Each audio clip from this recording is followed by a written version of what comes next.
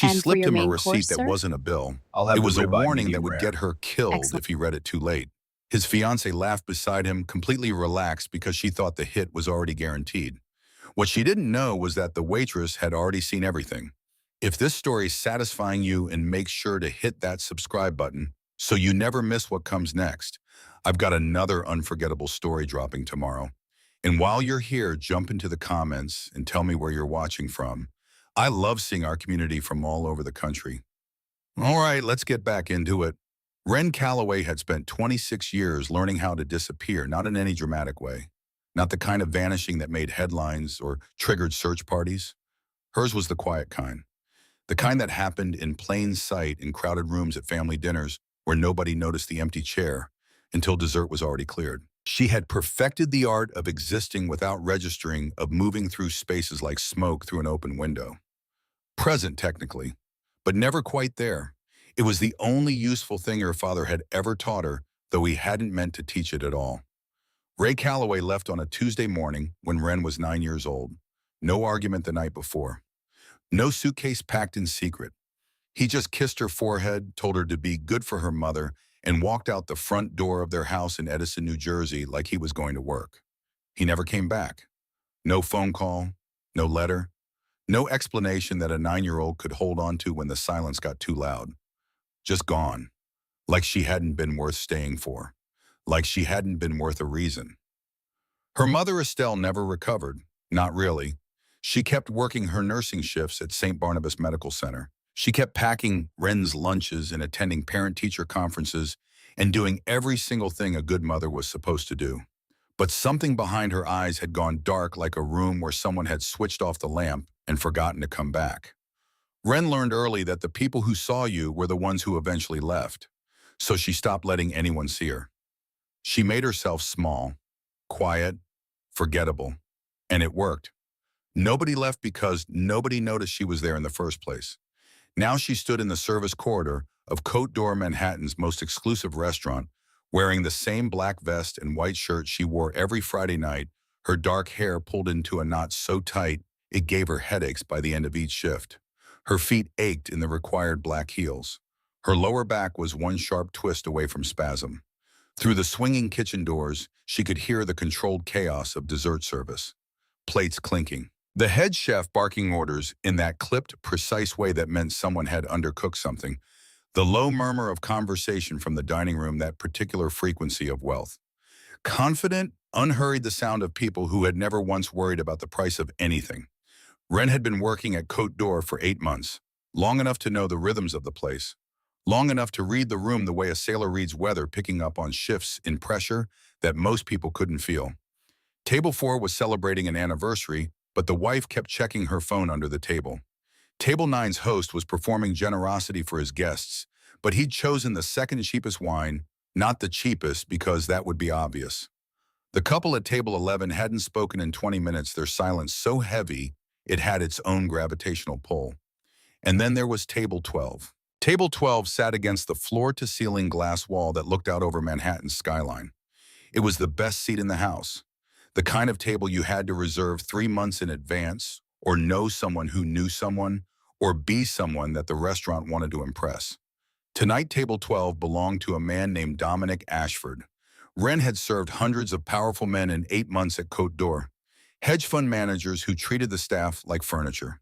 Tech founders who tipped well, but never made eye contact. Politicians who smiled too wide and laughed too loud and made everyone around them feel like a prop in their personal campaign ad.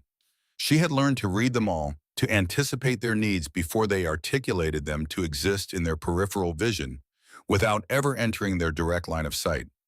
Dominic Ashford was different. He was tall. That was the first thing she'd noticed when he'd arrived. Taller than the maitre d', who escorted him, broader through the shoulders than the security man who'd entered first, and scanned the room with the practiced sweep of someone trained to identify exits and threats in the same glance. Dark hair slicked back with a precision that suggested discipline rather than vanity. A jawline shadowed with stubble that was too perfectly maintained to be accidental. Tattoos visible at his collar ink that disappeared beneath fabric the way secrets disappeared beneath smiles. He wore his suit the way some men wore armor, not for style but for function, And every movement he made carried the quiet economy of someone who had learned that wasted motion could get you killed. His eyes were the worst part. Dark, almost black, with an intensity that made Ren feel like she was being cataloged. Filed away, assessed for threat level and potential usefulness, and then dismissed. When he'd first sat down and she'd approached to take his drink order, those eyes had passed over her like water over stone. She wasn't a person to him. She was a function, a mechanism that delivered food and cleared plates and existed only in the narrow space between his needs and their fulfillment. It should have bothered her, once it might have. But Ren had spent 26 years being invisible, and being invisible in a restaurant full of people who didn't see you was no different from being invisible everywhere else. It was comfortable, safe, the place where nobody could leave you because nobody knew you were there. The woman beside him was a different story entirely. Serena Voss was the kind of beautiful that made rooms rearrange themselves. Dark hair in perfect waves that fell over one shoulder like something choreographed. Smooth skin that caught the restaurant's amber lighting and turned it into something luminous. An emerald green dress that probably cost more than Ren's monthly rent, and probably more than 2 months if she was honest. She wore diamonds at her ears and throat small enough to suggest taste large enough to suggest money. And her smile was the kind of smile that had been practiced in mirrors until it was indistinguishable from genuine. She was Dominic Ashford's fiancée. That much Ren had gathered from the reservation notes in the way the maitre d' had fawned over them both upon arrival. What Ren had also gathered in the subtle way she gathered everything was that something was wrong. It was the phone. All evening, Serena had been glued to her phone. Not in the casual, half-distracted way of someone scrolling social media between courses. This was focused, intentional. She typed with quick, precise movements, then set the phone face down on the table like she was hiding the screen. She laughed at things on her phone that she didn't share with Dominic. She smiled at her device more warmly than she smiled at the man she was supposed to marry. And she never touched him. Not once. No hand on his arm. No fingers brushing his across the table. No lean-in, no whisper, no casual physical contact that couples performed without thinking. She sat beside him the way you sat beside a stranger on a train, close enough to share space, far enough to deny connection. Ren noticed because noticing was what she did. It was the only skill her invisible life had given her, this ability to read the spaces between people, to hear the things that weren't said, to see the gestures that weren't made. Most of the time it was useless. A parlor trick performed for an audience of one. She noticed things about strangers she would never see again, filed them away in a mental cabinet that served no purpose, and moved on. Tonight it was about to save a man's life. The shift break came at 9:47. Ren had exactly 4 minutes before dessert service for her section, and she used them the way she always did. She pushed through the service door into the corridor near the loading dock, leaned against the cool concrete wall, and closed her eyes. The sounds of the kitchen faded to a muffled hum. Her feet throbbed. Her shoulders ached. She counted backward from 60, a meditation technique she'd read about somewhere that she wasn't sure actually worked but performed anyway out of habit. She was at 37 when the staff exit door opened. Ren's eyes snapped open. The staff exit led to the service alley behind the restaurant, a narrow passage between Cote d'Or and the office building next door. It was used by kitchen porters hauling trash, by sous chefs stealing cigarette breaks, and by exactly no one else. Guests didn't use service doors. Guests didn't even know service doors existed. The entire architecture of a place like Cote d'Or was designed to hide the machinery of luxury, to create the illusion that food appeared from nowhere and dirty plates vanished into nothing. But the woman who slipped through the staff exit wasn't kitchen staff. She was wearing an emerald green dress and diamonds, and her dark hair caught the corridor's fluorescent light as she disappeared into the alley without looking back. Serena Voss. Ren stood very still. Her break was almost over. Dessert orders were waiting. Table 9 needed their check. Table 14's wine glasses needed refilling. She had responsibilities and routines and a shift to finish, and absolutely no reason to follow a guest into a service alley at 10 o'clock on a Friday night. But something felt wrong. It was the way Serena had moved. Quick, purposeful, without the tentative hesitation of someone who'd taken a wrong turn looking for the restroom. She knew where that door led. She had planned this exit, and that knowledge, that certainty made the hair on the back of Ren's neck stand up. 5 seconds, Ren told herself. She'd look for 5 seconds, satisfy her curiosity, and go back inside. The alley behind Cote d'Or was narrow and dim. Emergency lighting from the kitchen cast a yellow rectangle across wet pavement, but beyond that, shadows pooled like dark water. Dumpster enclosures lined one wall.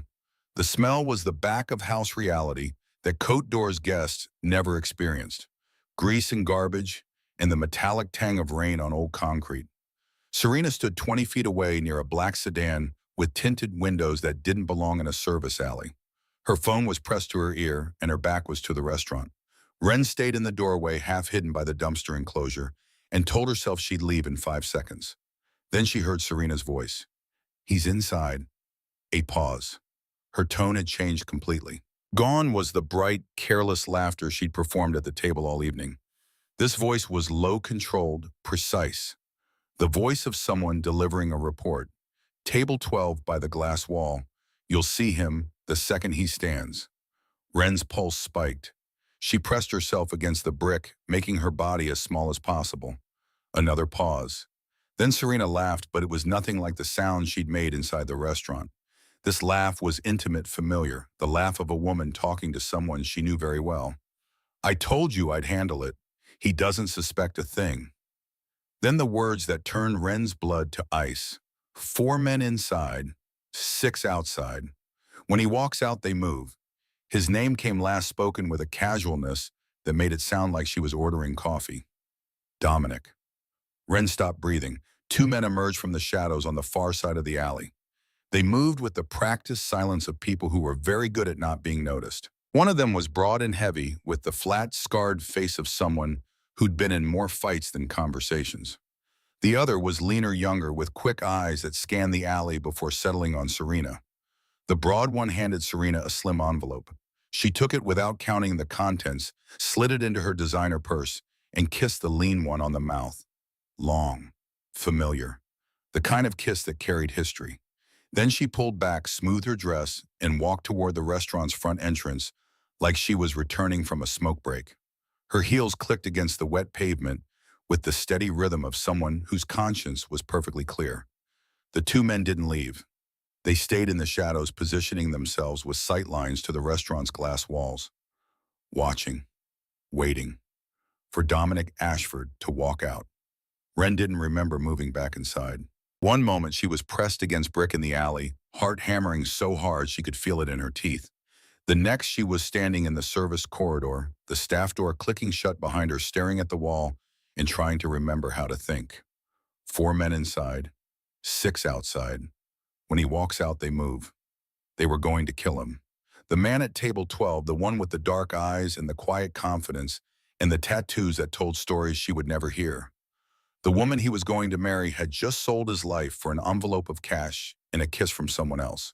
Wren's hands were shaking. She pressed them flat against the concrete wall, feeling the cold seep into her palms. She could do nothing. She was excellent at doing nothing. She had built her entire life around the principle that the safest thing was to stay invisible, stay small, stay out of other people's wars. This was not her fight. This was not her world. The man at table 12 was a stranger, and whatever he'd done to make people want him dead was none of her business. She could go back into the dining room, serve dessert, clear plates, smile at people who didn't see her, clock out at 11, take the subway home to Brooklyn, crawl into bed and pretend tonight was just another shift. She could do that. She should do that. But she kept seeing those 2 men in the shadows, the way they'd position themselves, patient, professional, the way predators waited at a watering hole knowing their prey would come to them eventually. And she kept hearing Serena's voice, that cold, steady report delivered with the casual precision of someone who had already counted the money and made peace with the consequences. He doesn't suspect a thing. Wren pulled a receipt from her order pad. Her hands were trembling so badly that the pen skipped across the paper. She pressed harder, forcing the letters into existence through sheer willpower. 7 words. Neat, clear, impossible to misunderstand. Your fiancé sold you out. They're waiting outside. She folded the receipt once, slipped it between her fingers, and walked back into the dining room. The world narrowed to a corridor of light and sound, crystal glasses catching candlelight, the soft conversation of wealth, the smell of expensive food and more expensive perfume. Ren moved through her section on autopilot, smiling at table 9, checking on table 14, her body performing the routines while her mind screamed. Table 12. Dominic Ashford sat exactly as he had all evening, one hand resting on the white linen tablecloth, the other holding the wine glass he'd barely touched. His posture was relaxed, but Ren noticed for the first time that his relaxation was a performance. Everything about him was controlled. The angle of his shoulders, the position of his hands, the way his eyes moved across the room in slow, systematic sweeps that took in everything and revealed nothing. Beside him, Serena had returned. She'd set her phone down and was finally paying attention to Dominic, smiling at him with a warmth that Ren now recognized as acting. Every gesture was calibrated. Every smile was a lie. And Dominic was sitting there, beautiful and composed and about to die. "Any dessert for you this evening?" Ren's voice came out steady, professional. The voice of a woman who took orders and cleared plates and existed in the margins of other people's lives. She stood at the edge of the table, her hand resting casually against the white linen, and as she reached to adjust the position of Dominic's water glass, the folded receipt slipped from her fingers and landed beside it. Just another piece of paper on white linen. Just another part of the scenery. "The chocolate souffle," Serena said without looking up. "And 2 espressos." "Of course. I'll have that right out." Ren nodded, her hands clasped professionally in front of her vest. She turned to leave. "Wait," Dominic's voice stopped her cold. Deep, quiet, the kind of voice that didn't need volume to command a room. Ren turned back. Her heart was trying to break through her rib cage. He was looking at her now. Really looking. Those dark eyes that had passed over her all evening, like she was furniture, had suddenly focused with an intensity that made her feel like she was standing under a spotlight. He was calculating. She could see it happening behind his eyes, 1,000 variables being processed in the space of a single breath. His gaze dropped to the folded receipt beside his glass. Time stretched. The restaurant noise faded to a distant hum. Ren watched his fingers move. Casual, deliberate. He picked up the note as if it were nothing more than a bill, unfolded it beneath the table's edge, where Serena couldn't see, and read. She watched his expression for any crack, any tell, any sign that the 7 words on that paper had landed. Nothing changed, but his fingers went still against the paper, completely unnaturally still, like a machine that had been paused mid-cycle. Everything else continued, his breathing, his posture, the slight tilt of his head, but his fingers were frozen against those 7 words, and Ren knew with absolute certainty that he had understood. When he looked up again, his face was a perfect mask of calm. "The souffle sounds excellent. Thank you." Ren managed a professional smile. She turned and walked away on legs that felt like they might collapse. Behind her, Serena laughed at something on her phone. Bright, careless, oblivious. Ren reached the service station and gripped the edge of the counter until her knuckles went white. She'd done it. She'd crossed a line she couldn't uncross. She had stepped out of the shadows and into something she didn't understand, and there was no going back. Through the glass walls, Manhattan glittered. A million lights in a million windows, and behind every one of them, someone was making a choice they couldn't take back. Ren had just made hers. Dominic Ashford had survived 17 years in a world where hesitation meant death. He'd learned early and learned hard that survival wasn't about strength or speed or even intelligence. It was about control.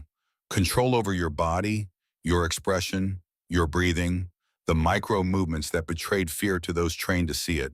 He'd watched men die because their pupils dilated at the wrong moment, because their jaw clenched half a second before they reached for a weapon, because their breathing changed in ways that told a trained observer everything they needed to know.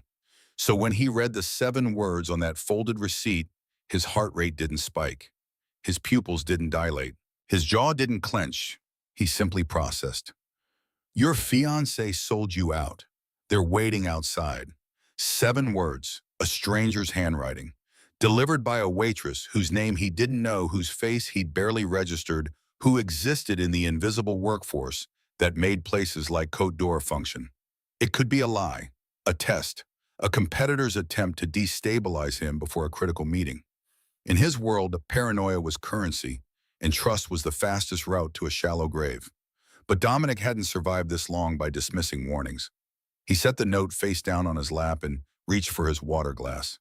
The crystal felt cool against his palm. Solid. Real. He took a measured sip and let his eyes track the restaurant's reflection in the glass wall beside him. Now that he was looking, they were obvious. 3 tables over, a man in a dark suit had been nursing the same whiskey for 40 minutes. His body language was wrong. Too rigid. Too alert. His eyes kept drifting toward table 12 with the systematic frequency of someone on surveillance rotation. Near the bar, another man stood with his back to the room phone pressed to his ear, but he'd never ordered a drink, and the phone conversation was clearly one-sided. A prop. By the kitchen entrance, 2 more men pretended to wait for the restroom, but they'd been standing there for 15 minutes, and their eyes moved in coordinated sweeps that covered the exits with military precision. 4 positions, clean sight lines. Exit routes covered. They were not here for dinner. Dominic had noticed them when he arrived. He noticed everyone when he arrived. It was reflex as automatic as breathing. But he'd filed them as potential problems, not confirmed threats. Now, with 7 words burning against his thigh, they crystallized into certainty. "You've barely touched your wine." Serena's voice cut through his analysis. Light. Teasing. The voice of a woman performing intimacy for an audience of 1. He looked at her. Really looked. The woman he'd been sharing a bed with for 6 months. Dark hair in perfect waves. That green dress he'd paid $3,000 for when she pointed it out in a boutique window last month. Diamonds he'd chosen himself. She was beautiful the way expensive things were beautiful. Deliberate, polished, designed to be desired. And right now she was smiling at him with those full lips, while somewhere outside men she'd summoned were waiting to put bullets in his body. "I'm pacing myself," Dominic said smoothly. "You're always so controlled."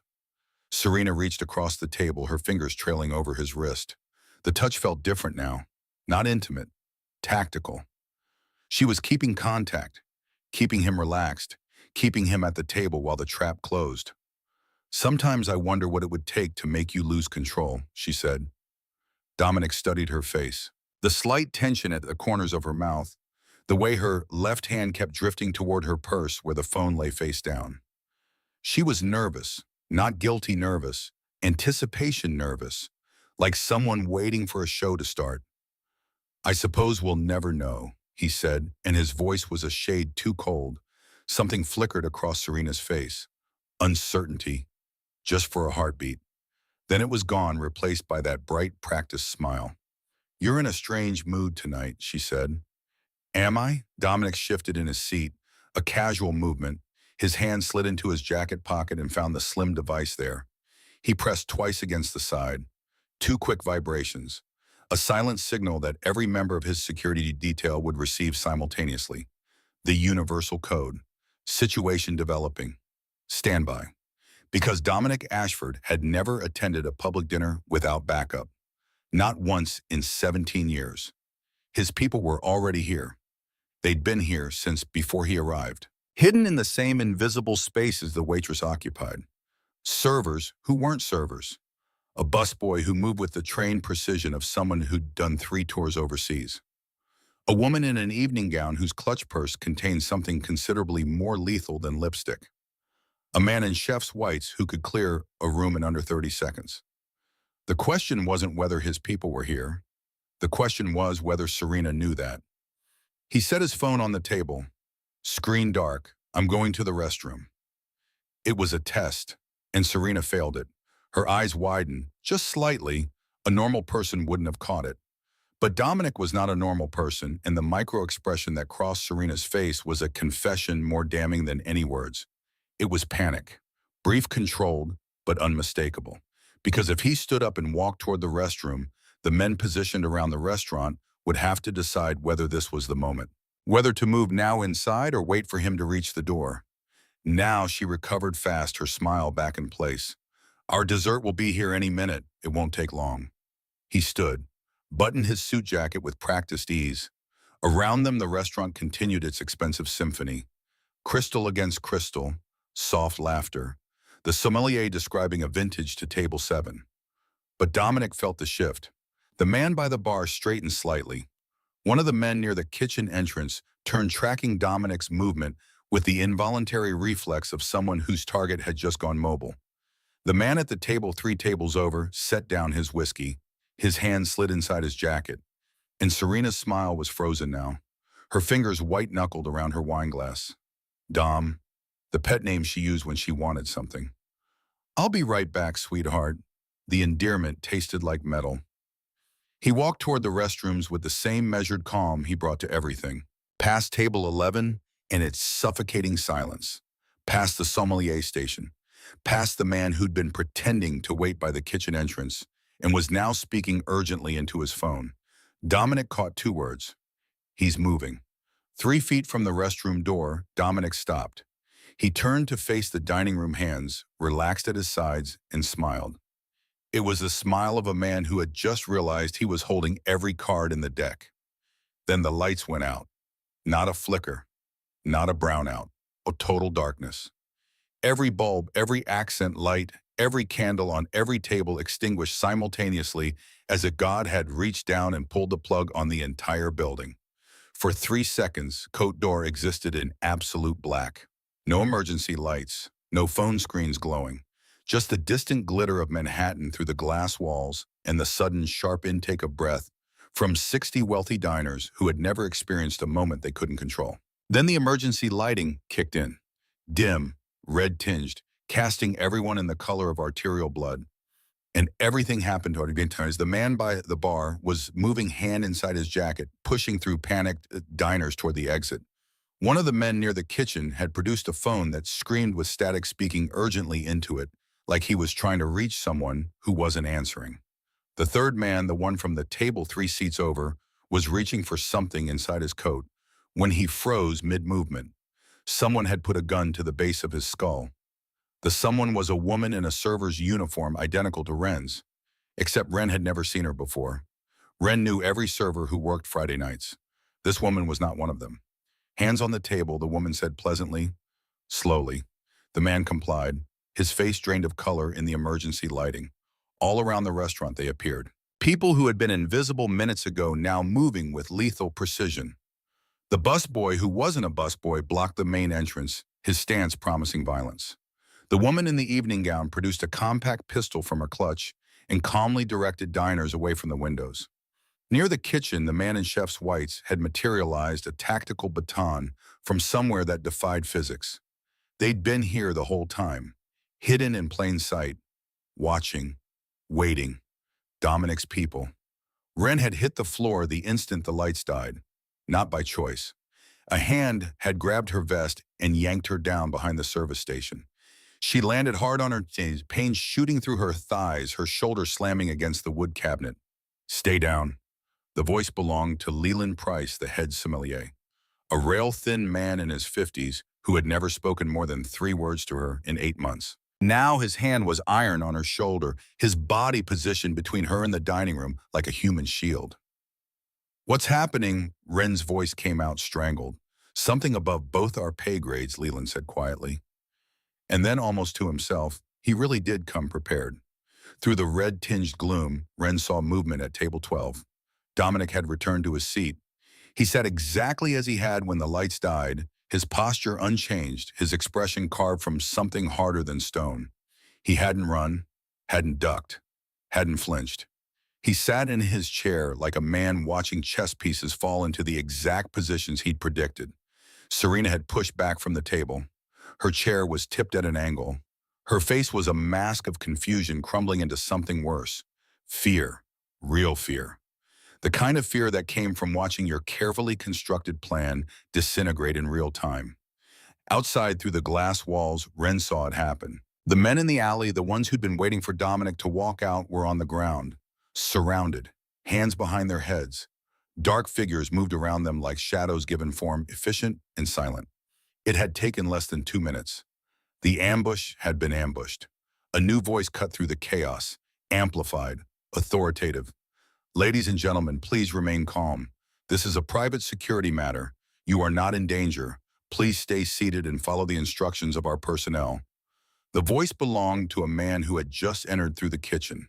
Tall, silver-haired, wearing a tailored suit that looked like it cost more than Ren's annual salary. He moved like someone accustomed to command, and the panic in the room began to crystallize into confused compliance. Dominic walked past Ren's hiding spot without looking at her, heading toward a private door behind the sommelier station that Ren had never noticed before.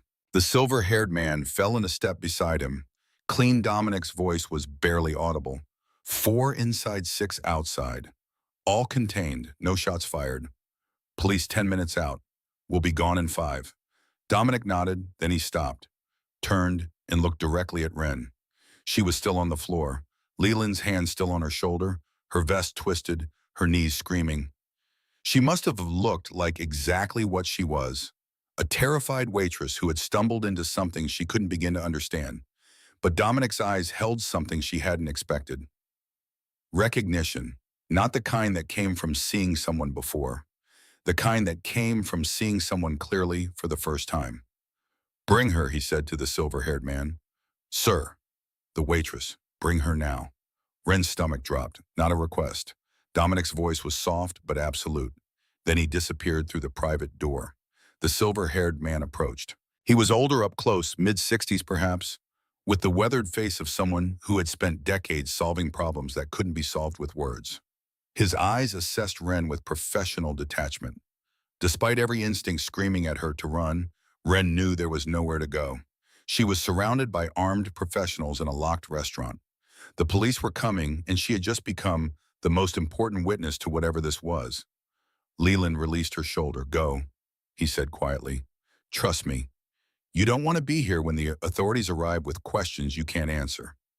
2 of Dominic's people flanked Ren as she stood on shaking legs. They didn't grab her, didn't threaten. They simply guided her toward the private door with the polite insistence of professionals escorting a VIP who didn't know she was one. Behind her, the restaurant was a tableau of frozen chaos. Serena still sat at table 12, mascara bleeding down her face, staring at the space where Dominic had been. The men who'd come to kill him were being quietly zip-tied and photographed. Wealthy diners clutched their phones in their composure, already crafting the story they'd tell at tomorrow's brunch. And Ren walked through a door she hadn't known existed, following a man she'd saved without understanding why. The private room behind Cote d'Or was nothing like the dining room's elegant luxury. No glass walls, no city views, just exposed brick, a single metal table overhead, lighting that was too bright and too cold. The kind of room that existed for conversations nobody wanted overheard. Serena Voss sat in a chair that wasn't bolted down, but might as well have been. Her green dress looked garish under the fluorescent lights. Her carefully applied makeup had become a ruined mascara bleeding into the creases around her eyes. Her hands were folded in her lap, fingers twisted together so tightly the knuckles had gone white. She looked small, broken, like a doll someone had played with too roughly and then discarded. Dominic stood across from her, leaning against the brick wall with his arms crossed, watching her the way a surgeon might examine an X-ray. Detached, clinical, reading the fractures. The silver-haired man, whose name Ren still didn't know, stood by the door. Ren had been placed in the corner, flanked by 2 of Dominic's people. Nobody had told her why she was here. Nobody had explained anything. She was simply expected to stand and watch a witness to whatever was about to unfold. "I loved you." Serena's voice cracked on the last word. Her accent, something European that Ren couldn't place, thickened with emotion. "You have to believe that." Dominic didn't move. "I don't have to believe anything. It wasn't supposed to happen like this." Tears spilled over cutting, fresh tracks through her ruined makeup. He said, "He promised he would only talk to you. Negotiate, that's all. Just a negotiation." "Negotiate," Dominic's voice was flat. "With 10 armed men and my exit routes blocked. I didn't know about that part." "I swear to you, Dominic, I didn't know they would." "Stop." He pushed off the wall, took a single step towards her, just one. But Serena flinched like he'd raised his fist. "Don't insult me with lies. Not now. Not after everything." The silence that followed was suffocating. Serena's shoulders shook. She pressed her hands to her face, sobbing quietly into her palms. For a moment, she looked genuinely devastated, lost. A woman watching the last of her illusions dissolve. Then Dominic spoke again. Softer this time. Almost gentle, though the gentleness was more frightening than his anger. "Tell me about him." Serena's hands dropped. Her eyes were red-rimmed, desperate. "What, your ex?" The one who set this up. Tell me about him. Something shifted in Serena's expression. The grief remained, but underneath it, Ren saw something else, something older and more complicated. Shame, maybe, or the terrible clarity of someone beginning to understand how completely they'd been deceived. His name is Garrett Thorne. Serena whispered the name like a confession. We were together for 4 years. He left me 3 years ago. No explanation, no goodbye, just gone. Ren felt something tighten in her chest. She knew that story. She'd lived that story. A man who left without reasons, and a woman who spent years filling the silence with self-blame. Serena continued. Her voice was barely audible. He showed up 2 months ago at my apartment. Said he'd made a mistake. That leaving me was the biggest regret of his life. That he'd spent 3 years trying to become the man I deserved. And you believed him. Dominic's tone carried no judgment. Just a statement of fact. I wanted to. The words came out broken. God, I wanted to so badly. Do you know what it's like to be left without answers? To spend years wondering what you did wrong? So you slept with him. It wasn't a question. Serena's face crumpled. Yes, while you were with me. Yes, and when did he ask you to betray me? The question hung in the air like a blade suspended by a thread. Serena was crying openly now, mascara and foundation mixing into something grotesque. The third time he came, he said you were the reason he'd left me in the first place. That he'd discovered who you really were, what you did, and he couldn't risk being connected to me anymore. He said you'd been hunting him for years, that you'd kill him if you knew we'd ever been together. Dominic's expression didn't change. That's almost true. He said if I helped him, he'd take me away, that we could disappear together. Start over somewhere safe. Serena's voice broke completely. He said he had been building resources, making connections. That all he needed was one meeting with you face to face to end the war between you. And I thought, she wiped at her face, uselessly smearing makeup across her cheek. I thought if I could bring you two together, maybe it could actually end. Maybe we could all walk away. Dominic was quiet for a long moment. The fluorescent light hummed above them like a mechanical heartbeat. When he spoke again, his voice was almost gentle. You were never going to walk away, Serena. Neither of you. What do you mean Garrett Thorne has been trying to kill me for 6 years? Not negotiate. Kill. He's failed 4 times. Dominic's eyes were dark. Endless. The only reason he came back to you was because he discovered you were sleeping beside me every night. You weren't his second chance at love. You were his 5th chance at murder. The words landed like bullets finding their marks. Serena's face went slack. The tears stopped. Even her breathing seemed to pause as the full weight of what he was saying settled over her. No, she whispered. He used you completely. The money he gave you was a down payment on your compliance. The sex was manipulation. The promises were lies. Dominic crouched down so he was at eye level with her. And the moment I walked out of that restaurant tonight, you would have become a liability. Do you understand what happens to liabilities in his world? Serena was shaking her head. Slowly, mechanically, denial and realization warring across her features like weather systems colliding. He wouldn't. He loved me. The silver-haired man stepped forward. He produced a phone from his jacket, tapped the screen twice. Audio filled the small room. Crystal clear, a man's voice cool and precise. Once Ashford's down, clean up the woman too. Make it look like she got caught in the crossfire. Another voice. The fiancée. She's a witness, and she's stupid. We can't risk her talking. The recording ended. The silence that replaced it was worse than any sound. Serena's breath came in short, sharp gasps. Her hands flew to her throat like she couldn't breathe, like the walls were closing in, like the air in the room had been replaced with something toxic. No, no, no, no, no. He was gonna kill you, Serena. Dominic stood straightening his suit jacket. The only reason you're still breathing is because a waitress decided to slip me a note. Serena's eyes found Ren's across the room. The look was hollow, destroyed. The look of a woman who had just realized she'd traded her life for a lie and hadn't even gotten a fair price. Ren felt something twist in her chest. Not pity exactly, but recognition. The recognition of one abandoned woman looking at another. Dominic walked to the door, then paused. You're free to go. Serena looked up sharply. What leave tonight? Disappear. I don't care where, his voice was ice. But if I ever see you again, if you ever speak my name to anyone, there won't be a warning. We're done, Serena." He walked out without looking back. The silver-haired man gestured toward a second door. "There's a car waiting downstairs. It'll take you wherever you need to go." Serena sat frozen. Then she stood on trembling legs, gathered the shreds of her dignity, and walked toward her exit. A ghost in a green dress. She passed within 3 feet of Ren and didn't look at her. The door clicked shut, and just like that, she was gone. Ren stood in the corner of the cold brick room, her uniform vest twisted from when she'd been yanked to the floor, her knees still throbbing from the impact. The silence pressed against her like physical weight. She was alone now with Dominic Ashford's people in a room she hadn't known existed, inside a situation she couldn't begin to process. The silver-haired man glanced at his phone. "Sir, we need to move. Police will be inside the main restaurant in 3 minutes." "Give me 2. Dominic turned to Ren. She forced herself to move when he said, "Come here," her legs feeling like they belonged to someone else. She stopped 3 feet from him, close enough to see the fine details of the tattoo at his neck, script in a language she didn't recognize.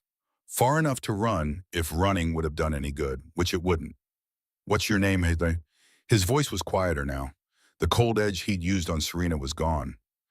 This was something else. Curiosity, maybe. Or the careful attention of a man who had just learned that the most dangerous person in the room wasn't the one with the gun.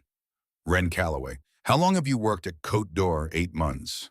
"You followed Serena outside." He stated it as fact. Why, Ren's throat was dry. "She went through the staff exit. Guests don't use that door." "It felt wrong, so you followed her into an alley." Dominic tilted his head slightly. "That was dangerous." "I know. Do you—" He took a step closer. "You overheard a murder plot. You saw her take payment. You heard them confirm I was the target. And then you came back inside and warned me." His eyes held hers. What the question hung between them like a test she didn't know the answers to. Ren's hands were shaking. She clasped them together, trying to steady herself. "Because I couldn't watch someone walk into that, even if I didn't know who you were. Even if you're—" She swallowed hard. "Even if you're dangerous." Something flickered across Dominic's face. Not quite a smile, not quite approval.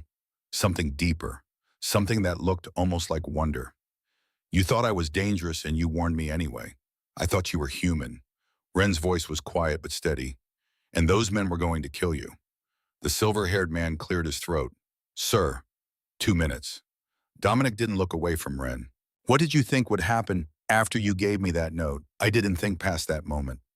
I saw what was happening and I—" Her voice cracked. "I just couldn't do nothing. Most people can." Dominic studied her face like he was searching for something he'd stopped believing existed.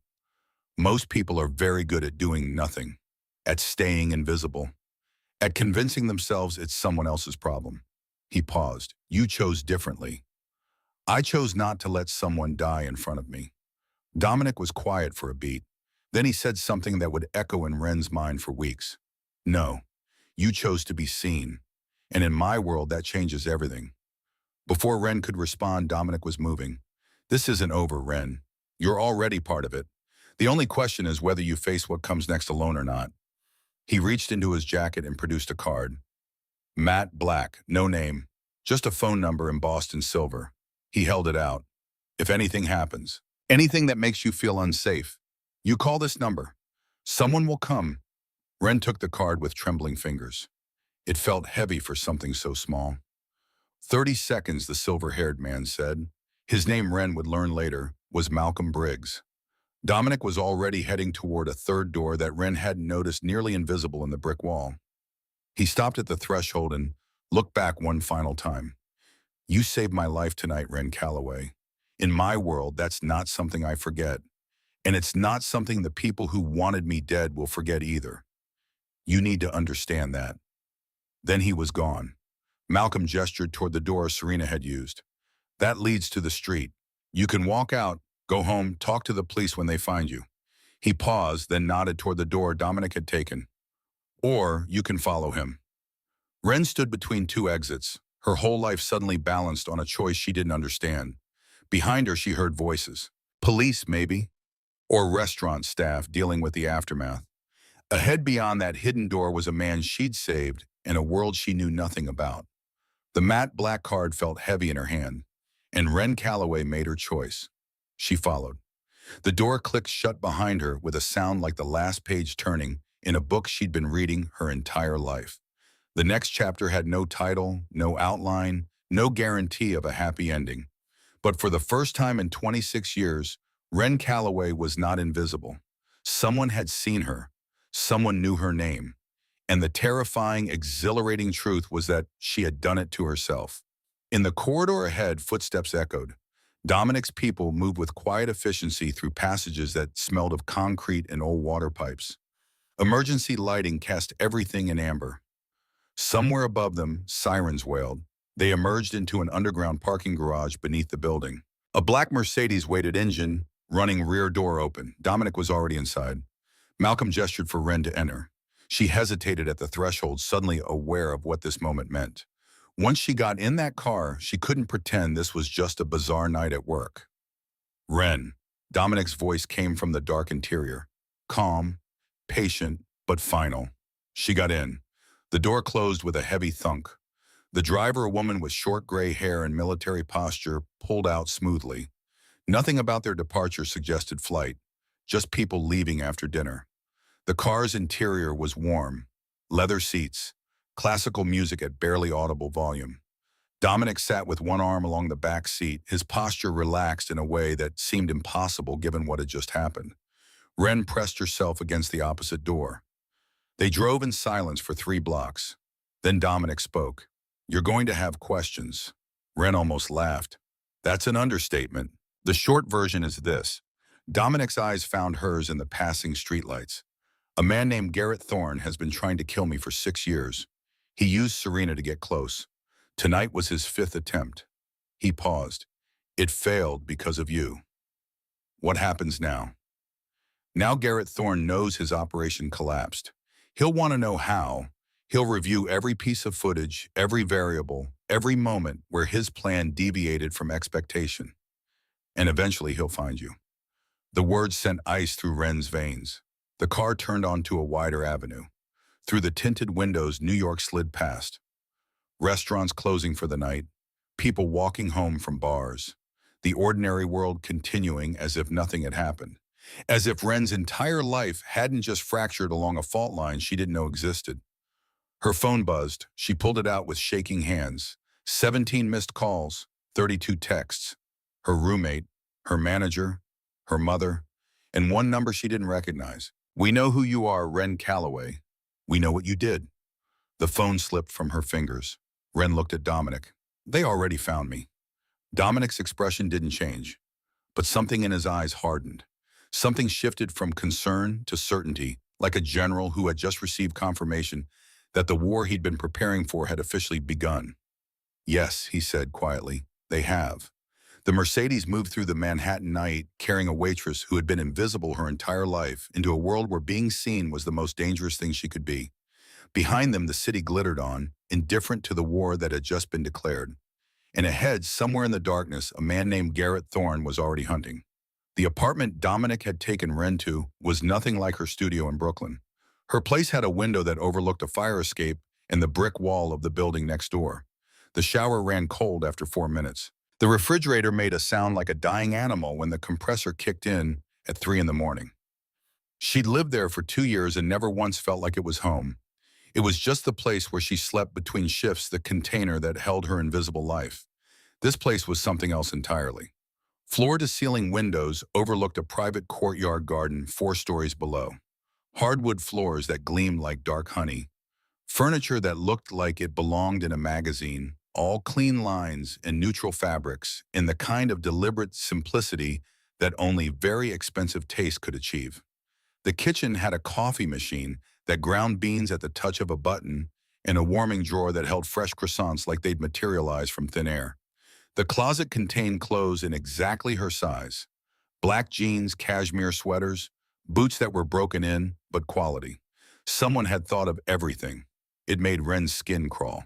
How did they know her size? How long had Dominic been preparing for a situation exactly like this?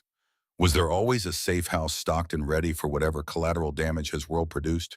She stood at the window, pressing her forehead against the cool glass. Below, the courtyard was empty. Antique lampposts cast amber light across manicured hedges and stone paths that nobody walked. It was beautiful, serene, and Wren felt like she was drowning in someone else's life. Sleep hadn't come. She'd lain in the cloud-soft bed for 3 hours staring at a ceiling that cost more per square foot than her monthly rent, replaying the evening on an endless loop. Serena's voice in the alley, the folded receipt, Dominic's fingers going still, the lights dying, the red-tinged chaos. The recording of Garrett Thorne's voice cold and precise, ordering Serena's death like he was canceling a subscription. And the text message. We know who you are, Wren Calloway. We know what you did. At precisely 9 in the morning, the apartment door opened. Wren spun from the kitchen counter, hard hammering, a butter knife gripped in her hand, like it could protect her from anything. But it was Malcolm Briggs, the silver-haired man from last night. He carried a leather folder and the same calm competence he'd brought to orchestrating the takedown of 10 armed men without a single shot fired. He looked at the butter knife, didn't smile, but something around his eyes shifted. Ms. Calloway, I trust you slept. Not really. Understandable. He set the folder on the counter and opened it with the methodical precision of a man who had briefed people in rooms like this 1,000 times. Mr. Ashford asked me to update you on developments since last night. Wren set down the knife. Her hands were still shaking. She'd been shaking since the alley. She was beginning to wonder if she'd ever stop. Garrett Thorne left New York approximately 4 hours after the failed operation. We tracked him to a private airfield in Westchester. He boarded a chartered plane to Miami at 4:17 this morning. Malcolm's expression was neutral. He's running. That's expected behavior. That's good, right? If he's running, it means he's regrouping, not retreating. There's an important difference. Malcolm turned a page in the folder. His resources have taken a significant hit. 6 operatives in federal custody. His financial network is being traced. But Garrett Thorne has spent 6 years building redundancies specifically for a night like this. He anticipated failure. He planned for it. Wren's stomach tightened. The footage from Cote d'Or has been handled. Malcolm said it the way someone might say the dry cleaning has been picked up. As far as the NYPD investigation is concerned, you were working your section normally. You saw nothing unusual. You have no relevant information. How is that possible? Mr. Ashford has resources. Malcolm's tone made it clear that further questions on this subject would not be productive. The threatening message you received last night originated from a prepaid phone purchased in Queens. We believe it was sent by one of Thorne's intelligence operatives, a woman named Corinne Dahl. She specializes in research and surveillance rather than direct action.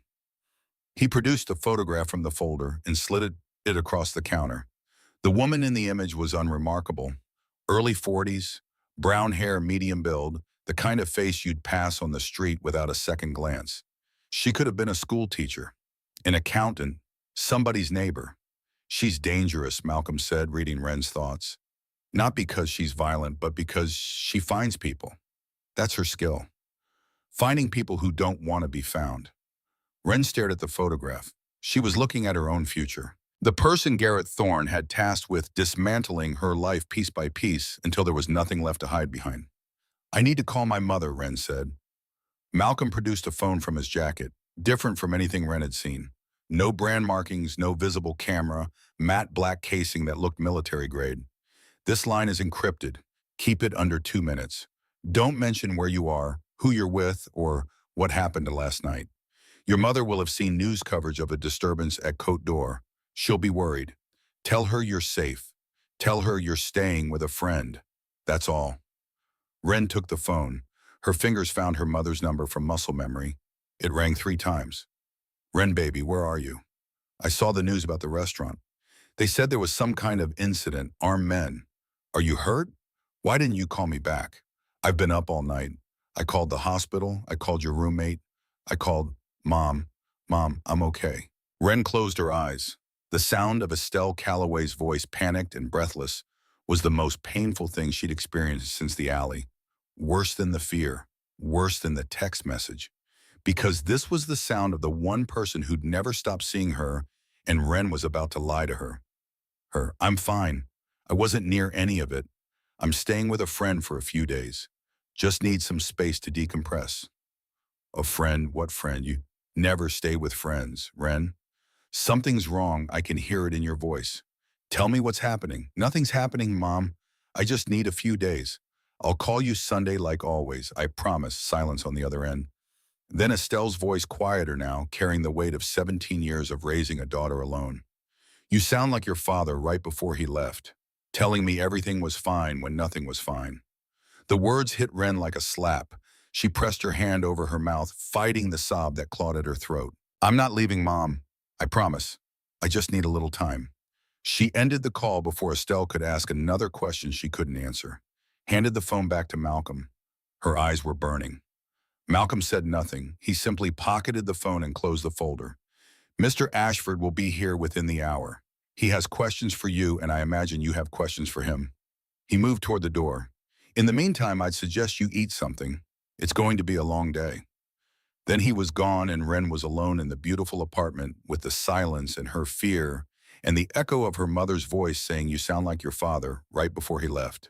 1,200 miles south in a penthouse overlooking Biscayne Bay, Garrett Thorne stood at a window and watched the sun rise over water he couldn't appreciate. He'd been standing there for 2 hours. Since the call that confirmed the total collapse of everything he'd spent 6 years building, 6 operatives arrested, his inside man at the NYPD silent, Serena either dead or compromised, and Dominic Ashford alive untouched, probably sleeping soundly in one of his Manhattan properties while Garrett stood in a borrowed apartment, watching his reflection in the glass and trying to remember the last time he'd slept without dreaming of his brother's face. Marcus Thorne had been 28 years old when he died. 2 years older than Garrett, broader, louder, the kind of man who filled a room just by entering it. He'd had their mother's eyes and their father's temper and a laugh that could make strangers smile from across a bar. He wasn't a saint. None of them were. He'd been part of the same world Garrett now inhabited, the same economy of violence and leverage and debts paid in blood. But Marcus had been trying to get out, had been talking about it for months. A new start, a legitimate business. Maybe move to Portland or Savannah, somewhere smaller, somewhere the past couldn't follow. He never made it out. The war between the Thorne operation and Dominic Ashford's organization had been territorial. Docks, supply routes, distribution networks, the kind of conflict that happened in shadows and back rooms that the public never saw and the police pretended didn't exist. Marcus had been at a meeting, a negotiation they called it, neutral ground, safe passage guaranteed. Dominic Ashford had guaranteed it personally, and then Marcus was dead, shot twice in the parking garage of a hotel in Midtown. No witnesses, no arrests, no justice, just a body on concrete and a brother left to bury what remained. Garrett had spent 6 years after that night building something from nothing. He'd been 34 years old, alone with no organization, no resources, and no allies. He'd clawed his way up from the wreckage of everything Marcus had built, using his intelligence where he lacked muscle, his patience where he lacked firepower, his capacity for long-term planning where others relied on impulse. He'd assembled a network of operatives, informants, and specialists. He'd cultivated contacts in law enforcement and finance. He'd learned to move money through channels that didn't exist on paper and to communicate through systems that left no trace. All of it, every dollar, every alliance, every sleepless night, every sacrifice, all of it aimed at one target, Dominic Ashford. And last night a waitress had destroyed it all. Garrett turned from the window. The penthouse was sparse. He didn't accumulate things. Things were weight, and weight slowed you down when you needed to run. A go bag sat by the door, packed the way it was always packed. Cash in 3 currencies, 4 clean phones, 2 passports, a change of clothes. Everything a man needed to disappear. His operational phone buzzed. The screen showed a name. Corinne Pjön. He answered. "Talk to me." Corinne Dahl's voice was calm, methodical, the voice of someone who processed information the way a machine processed data. No emotion, just output. Ren Calloway, age 26, waitress at Cote d'Or for 8 months. Prior employment, 3 restaurants, none notable. Lives alone in a studio apartment in Bushwick. One emergency contact, a woman named Estelle Calloway. Mother, registered nurse at St. Barnabas Medical Center in Livingston, New Jersey. No father in the picture, no siblings, no significant relationships, no criminal history. No known connections to Ashford or any associated organizations. Garrett processed this. A nobody. A completely ordinary, completely unremarkable nobody who had somehow seen what his trained operatives hadn't anticipated, heard what they hadn't secured, and acted in a way that defied every statistical probability. How did she know Garrett's voice was quiet? Controlled. But Corinne had worked with him long enough to hear the ice underneath. How did a waitress know what was happening? Best theory, she followed Serena outside. Serena used the staff exit for her final confirmation call. If this Calloway woman was taking a break in the service corridor, she would have had direct line of sight to the alley, direct earshot of the call. Garrett closed his eyes. Serena. Beautiful, desperate, monumentally stupid Serena. He'd told her to use the burner, to make the call from the restroom, to stay inside the restaurant and maintain cover until the operation was complete. And instead, she'd walked through a staff door and made a phone call in an alley like she was ordering takeout. And a waitress had heard everything. Where is Calloway, now unknown? She didn't return to her apartment last night. Her phone went dark shortly after the incident. My guess is Ashford has her. Protective custody. Standard protocol for a high-value witness. Find her. Garrett's voice didn't rise. It dropped. The anger underneath was colder than anything volume could convey. Find where Ashford put her. Find everything about her life. Her mother, her friends, her habits, her weaknesses. Everything. And then we wait. Garrett opened his eyes. He stared at the photo Corinne had sent. A woman in a server's uniform. Dark hair pulled back. Young face. Unremarkable in every measurable way. She's the reason this fell apart. She's the thread I need to pull. He ended the call and sat on the edge of the bed. The sun was fully up now, painting Biscayne Bay in shades of gold that meant nothing to him.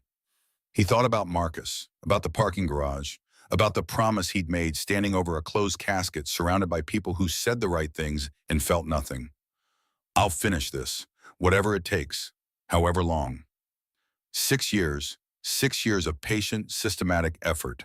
And now this. A waitress named Wren Calloway, a nobody from Brooklyn who had reached across the invisible boundary between her world and his, and in doing so had shattered everything. Garrett Thorne was not a man who gave up. He was a man who recalculated, and right now, every calculation pointed to the same conclusion. Find the waitress, break the protector, finish what Marcus couldn't. He grabbed his go-bag and walked out of the penthouse without looking back. But he carried her name with him into the Miami heat, and in his world names were targets. Back in Manhattan, Wren's new life began with pain. The training facility occupied the basement level of one of Dominic's legitimate businesses, a security consulting firm that operated 3 floors above. The space was industrial, concrete floors, fluorescent lighting equipment that looked both expensive and intimidating. Punching bags hung from reinforced steel beams. Exercise mats covered half the floor. Weapons lined one wall behind reinforced glass, a silent museum of violence that Wren tried not to look at directly. Nadia Hargrove was waiting. She was compact mid-50s with silver-shot hair, cut close, and the posture of someone whose body had been forged by decades of discipline. She wore black training clothes that fit like a second skin, and her arms were roped with lean muscle that moved like cable under her skin. Her face was lined not from age but from weather and hard use, and her eyes assessed Wren with the same clinical efficiency Malcolm brought to intelligence briefings. "You're smaller than I expected," Nadia said. Her voice was flat, Midwestern, the voice of someone who had grown up in wheat country and left it for something harder. "Good. People underestimate small." Training for what Wren's voice sounded thin in the large space. "Survival." Nadia began walking a slow circle around her. Situational awareness, self-defense, threat assessment, how to disappear in a crowd, how to spot surveillance, how to know when someone wants to hurt you before they get close enough to try. This is insane. This is necessary. Dominic's voice came from the doorway. He entered with the quiet confidence he brought everywhere, dressed in dark athletic wear that made him look more dangerous than the suit had. His tattoos were fully visible now, crawling up both arms, disappearing under his collar. Garrett Thorne is still out there. His organization is wounded but operational, and you're still a target. When his people come, and they will come, you need to be able to survive long enough for help to arrive. "I can't fight," Wren said. Her hands were already shaking. I can barely throw a punch. Nadia stopped her circling and faced Ren directly. You're not supposed to fight. You're supposed to survive. There's a significant difference.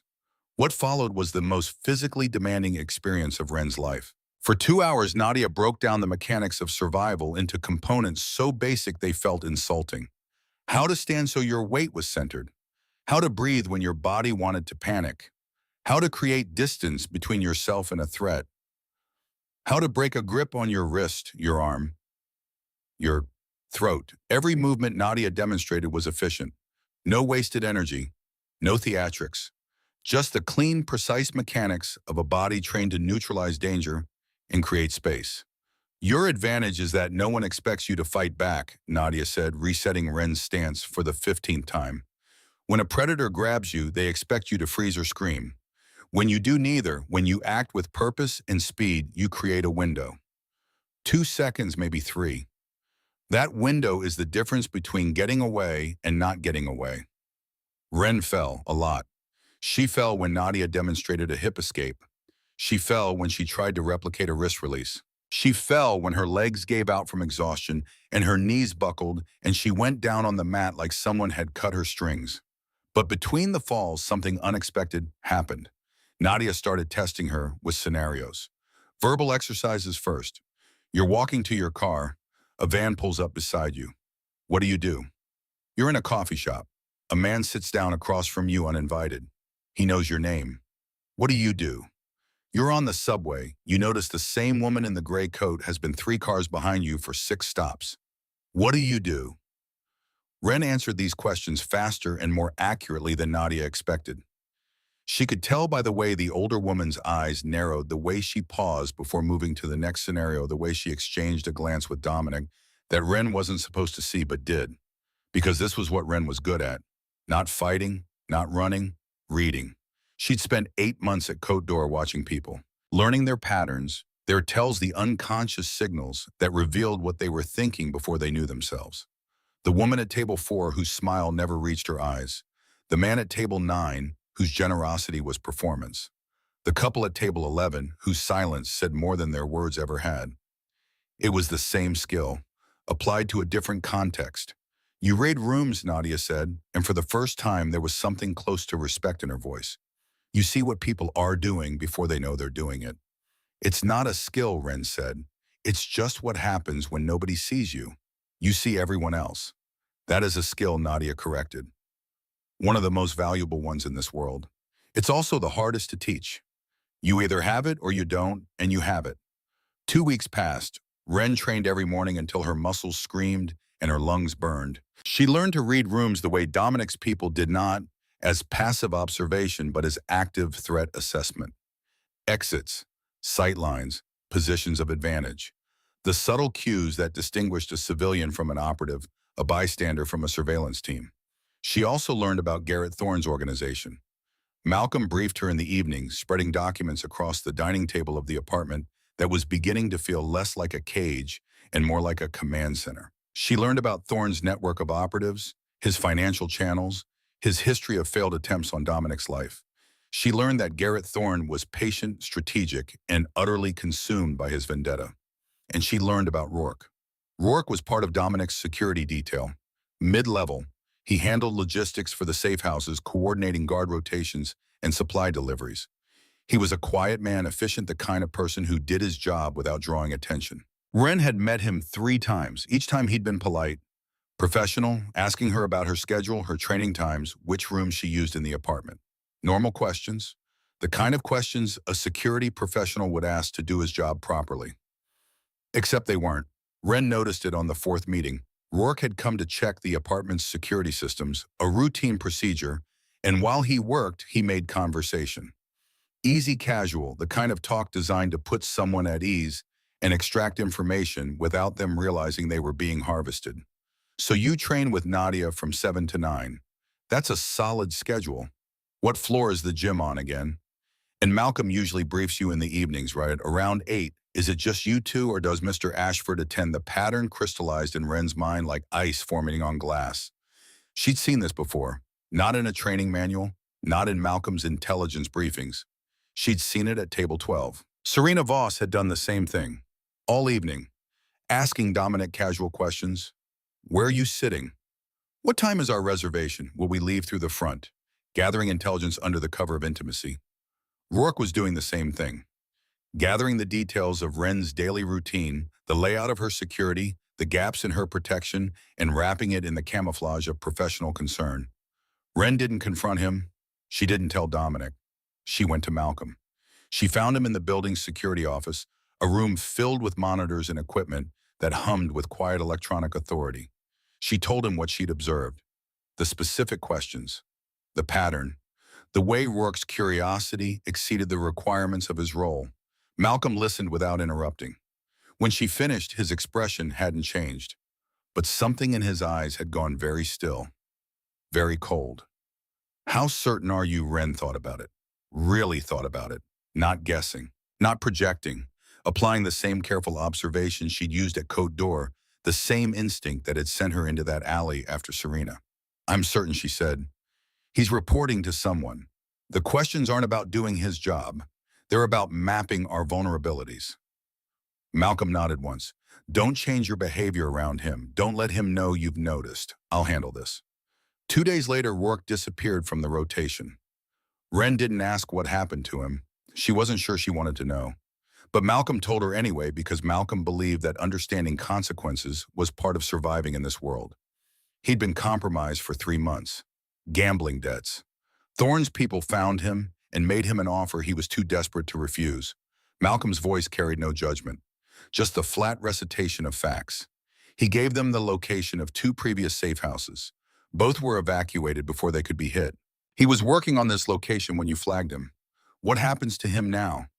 He's being dealt with, Malcolm said, and that was all. The attack came 3 nights later. Wren woke to a sound she couldn't identify. Not loud, not alarming, just wrong. A vibration in the air, a frequency that her sleeping mind registered as danger before her conscious mind could process why. She lay still, her eyes open in the darkness. The apartment was silent except for the distant hum of the building's climate system and the soft ticking of the clock in the living room. The bedside clock read 3:14 in the morning. Then she heard it again, the faintest scrape of metal against metal, coming from the front door. Wren's training took over before her fear could catch up. She rolled out of bed, staying low, and reached for the phone Malcolm had given her. Pressed the emergency button 3 times. Silent alarm. Then she moved to the bedroom door and pressed her ear against it. Voices, low muffled, but unmistakably there. At least 2 people, maybe 3, in the living room, which meant they'd already breached the front door. The apartment had 2 exits, the front door, which was compromised, and the service door in the kitchen that led to a back stairwell. Nadia had made her memorize the layout on her first day. Every exit, every window, every piece of furniture that could serve as cover or obstacle. At the time, it had seemed like paranoia. Now it was the only thing keeping her breathing steady. Wren opened the bedroom door in inches. The hallway was dark. From the living room she heard movement, footsteps on hardwood, the beam of a flashlight sweeping across walls. They were searching. They didn't know which room she was in. She moved down the hallway in her bare feet, staying close to the wall where the floorboards were less likely to creak. The kitchen was 20 feet away. The service door was just past the refrigerator. She could make it in 10 seconds if she was fast and quiet and lucky. She was halfway there when a flashlight beam swept across the hallway entrance. There, a man's voice, accented, urgent. Wren ran. The kitchen counter was between her and the intruder. She grabbed the first thing her hand found, a heavy ceramic coffee mug. She didn't throw it. She didn't swing it. She swept it off the counter and let it shatter on the hardwood floor behind her. The crash was enormous in the silent apartment. It bought her 1 second of confusion, maybe 2. She reached the service door. Her fingers found the handle, turned, pulled. The stairwell hit her with a wall of cold air. She plunged down the concrete steps, bare feet slapping against cold stone. One hand on the metal railing moving faster than she'd ever moved in her life. Behind her, she heard the service door slam open. Footsteps. Cursing, they were following. Second floor landing, first floor. Wren hit the ground level and found the exit that Nadia had shown her, a fire door, that opened into the building's service alley. She slammed through it, stumbling into the night air, gasping. The alley was dark. Trash bins, a delivery van parked against the far wall, the amber glow of a street light at the far end 40 feet away. Freedom was 40 feet away. She made it 35 before a figure stepped out of the shadows. Male, large, moving to block her path. Ren didn't freeze. She didn't scream. She planted, her foot shifted her weight the way Nadia had drilled into her muscle memory 100 times, and grabbed the lid off the nearest trash bin. Aluminum, heavy enough to mean something. The man lunged. Ren swung. The lid connected with the side of his head with a sound like a bell being struck. He staggered. She didn't wait to see if he went down. She ran past him through the gap he'd left and burst onto the sidewalk. Headlights, a black SUV screeching to a stop. The passenger door flew open. "Get in," Nadia's voice. Sharp, commanding. The most beautiful sound Ren had ever heard. Ren threw herself into the vehicle. The door hadn't fully closed before Nadia accelerated, tires screaming against asphalt, the SUV surging forward into the empty late-night streets of Manhattan. Behind them, the building receded. The figures that had been hunting her became silhouettes, then shadows, then nothing. Ren sat in the passenger seat, shaking violently. Her bare feet were cut and bleeding from the concrete stairs. Her shoulder throbbed from where she'd slammed through the fire door, and her hands, the hands that had swung a trash can lid into a man's skull, were shaking so badly she had to sit on them to make them stop. "You did well." Nadia's voice was level, professional. But underneath the flat delivery, Ren heard something she hadn't heard before. Pride.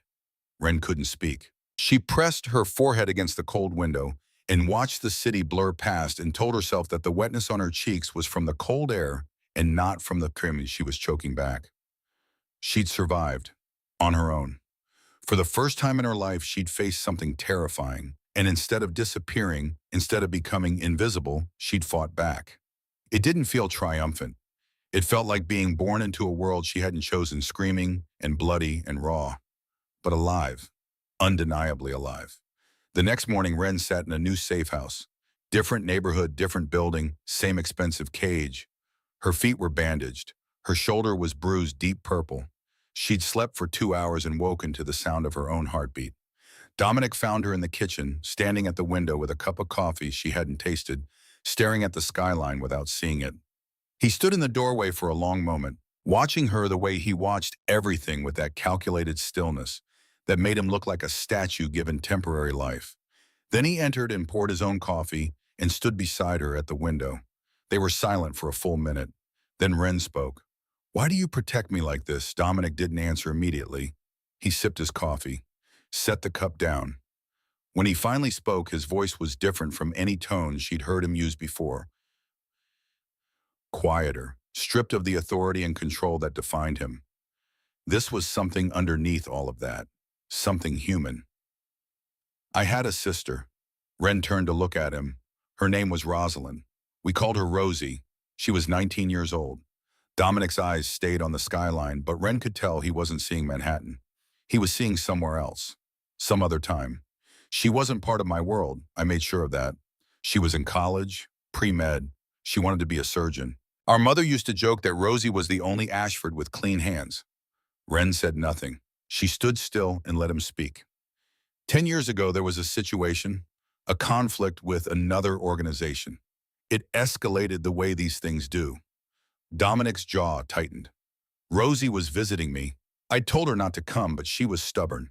Always had been. She showed up at one of my properties on the same night that the other side decided to send a message. His voice dropped lower. She was in the wrong place at the wrong time. That's what everyone said afterward. Wrong place, wrong time. As if location and timing were responsible. As if a 19-year-old girl was killed by geography and not by men with guns and a grudge. Dominic was quiet for a long moment. Then he said the words that changed everything Ren understood about why she was here. Nobody warned her. Nobody saw the danger and spoke up. Nobody was brave enough or reckless enough to step across that line and say something's wrong. She died because everyone around her did what people do. They stayed invisible. They protected themselves. They looked away.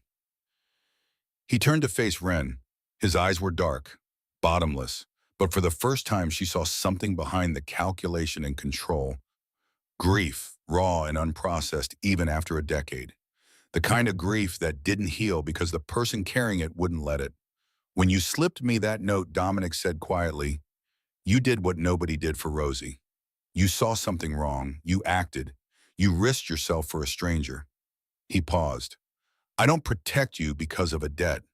I protect you because you're proof that the world can still produce someone willing to do what's right when doing nothing would have been so much easier. Ren felt tears building behind her eyes. Not for herself, for Rosie. For the 19-year-old pre-med student who wanted to be a surgeon and instead became a cautionary tale whispered in rooms like this. What happened to the people who killed her? They were dealt with. But it doesn't matter. It didn't bring her back. Dominic picked up his coffee again. His hand was steady. It was always steady. Nothing is worth what that cost. The silence that followed was different from the silences that had come before. It wasn't the silence of secrets or strategy. It was the silence of two people standing in the wreckage of something true, looking at the same loss from different angles and recognizing the same wound. I'm sorry, Ren said. It was inadequate. She knew it was inadequate, but it was the only thing she had. Don't be sorry. Dominic set his cup down and straightened. The mask was sliding back into place. The general returning to command. Be ready, because Garrett Thorne is not finished. And when he makes his next move, it won't be against me. Ren's blood went cold. What do you mean? I mean, he failed to kill me at the restaurant. He failed to reach you at the safe house. His operatives are compromised. His network is collapsing. He's running out of options and running out of time. Dominic's eyes were dark. When a man like Garrett Thorne gets desperate, he stops going after the person he wants to hurt and starts going after the people that person cares about. Ren felt the floor shift under her feet. My mother, your mother is being watched. My people have been monitoring her since the night of the restaurant. She's safe, but Thorne is patient. He has Corinne Dahl, and Dahl is very good at finding vulnerabilities. Your mother lives alone. She works regular hours at a hospital. Her routine is predictable. Dominic held Ren's gaze. We're taking precautions, but I want you to understand the reality of the situation. Ren gripped the edge of the counter. If he touches her, he won't. I'll make sure of that. How can you promise me that? Because anyone who wants to hurt the people you love has to go through my organization first, and my organization does not lose. The words should have been reassuring, but Ren heard what was underneath them. The same certainty Dominic had shown at the restaurant, the same controlled confidence that came from 17 years of outmaneuvering every threat, but also the same blindness, because Dominic hadn't seen Serena's betrayal coming, hadn't anticipated Rourke's compromise. For all his resources and intelligence and preparation, the dangers that got closest to him were always the ones hiding in plain sight, the ones only an invisible person would notice. 2 weeks passed, quiet weeks. Ren trained with Nadia, reviewed intelligence with Malcolm, studied Garrett Thorne's patterns and history until she could predict his behavior with unsettling accuracy. She was changing, not into someone violent, not into someone who enjoyed the danger, but into someone who understood it, who could read its rhythms the way she'd once read the rhythms of a dining room. The silence from Garrett Thorne's camp was total. No communications intercepted, no operatives spotted, no financial movements detected. It was as if he'd dissolved into the atmosphere, ceased to exist. Ren knew better. Silence wasn't absence. Silence was preparation. Silence was a predator, going still before the strike, conserving energy, waiting for the perfect moment when the prey's attention wandered. And then on a Tuesday afternoon, the silence broke. Ren was in the training facility working through drills with Nadia when her encrypted phone vibrated. She checked the screen. An image, no message, no sender ID, just a photograph. Her mother, Estelle Calloway, walking across the parking lot of St. Barnabas Medical Center in Livingston, New Jersey, wearing her blue scrubs, carrying her lunch bag. The photo was taken from close range, 20 feet, maybe less, close enough to see the lines around her eyes, close enough to see the St. Barnabas D badge clipped to her chest, close enough to touch her. Ren's phone vibrated again. This time a message. She looks just like you. Same invisible face. The phone dropped from Ren's hand. It clattered against the concrete floor, and the sound it made was the sound of everything Ren had been telling herself falling apart. The sound of the one boundary she thought Garrett Thorne wouldn't cross being obliterated. He wasn't coming for Dominic. He wasn't coming for her.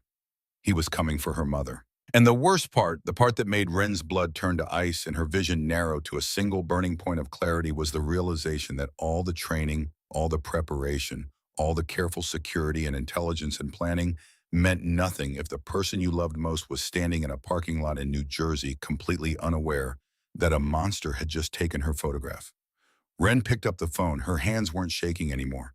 Something had changed. Something had shifted in the architecture of who she was. The fear was still there, but it had been joined by something else, something harder, something that felt like the thing that had made her follow Serena into that alley, the thing that had made her write 7 words on a receipt and slip it to a man she didn't know. Not courage, not yet, but the raw material from which courage is built. She looked at Nadia, then she looked at the phone, then she walked toward the door. "Where are you going?" Nadia called. "To find Dominic," Ren said, "because this just changed." And it had. Everything. The rules, the stakes, the game itself. Garrett Thorne had made his move. He'd aimed at the one target Ren couldn't ignore, the one person whose safety mattered more than her own survival, and in doing so, he'd made the mistake that every predator eventually makes. He'd turned his prey into something else entirely. Ren found Dominic in his office on the 32nd floor. Glass walls, steel desk, the kind of minimalism that came from a man who had stripped his life down to essentials and found that essentials looked like money. Manhattan stretched out below him in every direction, a kingdom of concrete and light that he surveyed the way a general surveyed a battlefield. With distance, with calculation, with the understanding that every beautiful thing he could see was also something that could be taken from him.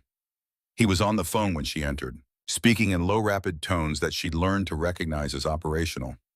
Not the smooth, measured voice he used for business or the careful warmth he used with her. This was the voice underneath all of that. The voice of a man giving orders that would alter someone's life. He saw her face and ended the call mid-sentence.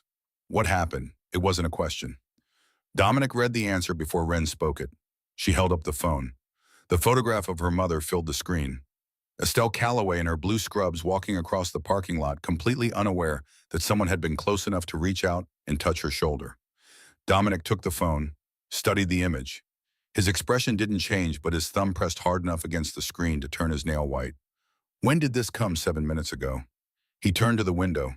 For 3 seconds, he was silent. Ren could see the machinery working behind his eyes, variables being assessed, probabilities being calculated, resources being allocated in a mental ledger she couldn't access. Then he moved. Malcolm, the name was barely above a whisper, but Malcolm Briggs appeared in the doorway within seconds, as if he'd been waiting on the other side of the wall for exactly this moment. Estelle Calloway, St. Barnabas Medical Center. "I want a full extraction team on site within the hour. Pull her out of work. Bring her somewhere secure. Don't frighten her more than necessary." "Already in motion, sir. I dispatched 2 units when the photo was flagged by our signal intercept. They should be arriving at the hospital within 20 minutes. Ren felt something loosen in her chest, then tighten again, because getting her mother out of a parking lot wasn't the same as keeping her safe, and keeping her safe wasn't the same as ending the threat. And the threat, the man in the photograph's shadow, was still out there, still patient, still hunting. "This changes things," Ren said. Dominic turned from the window. "Yes, he's not coming for you anymore. He's not coming for me. He's using my mother to draw me out." Dominic studied her face, the same way he'd studied her face in the restaurant, in the car, in every conversation they'd had since the night she slipped him that receipt. Like he was waiting for something to surface, some quality that existed below her fear, below her uncertainty, below the 26 years of practiced invisibility. "Yes," he said again, "that's exactly what he's doing. Then I need to be the one who ends this." The words came out steady. Ren was surprised by the sound of her own voice. It didn't shake, it didn't waver. It sounded like someone she didn't recognize yet, but was beginning to understand. Dominic was quiet for a long time. Outside the glass walls, Manhattan went about its business.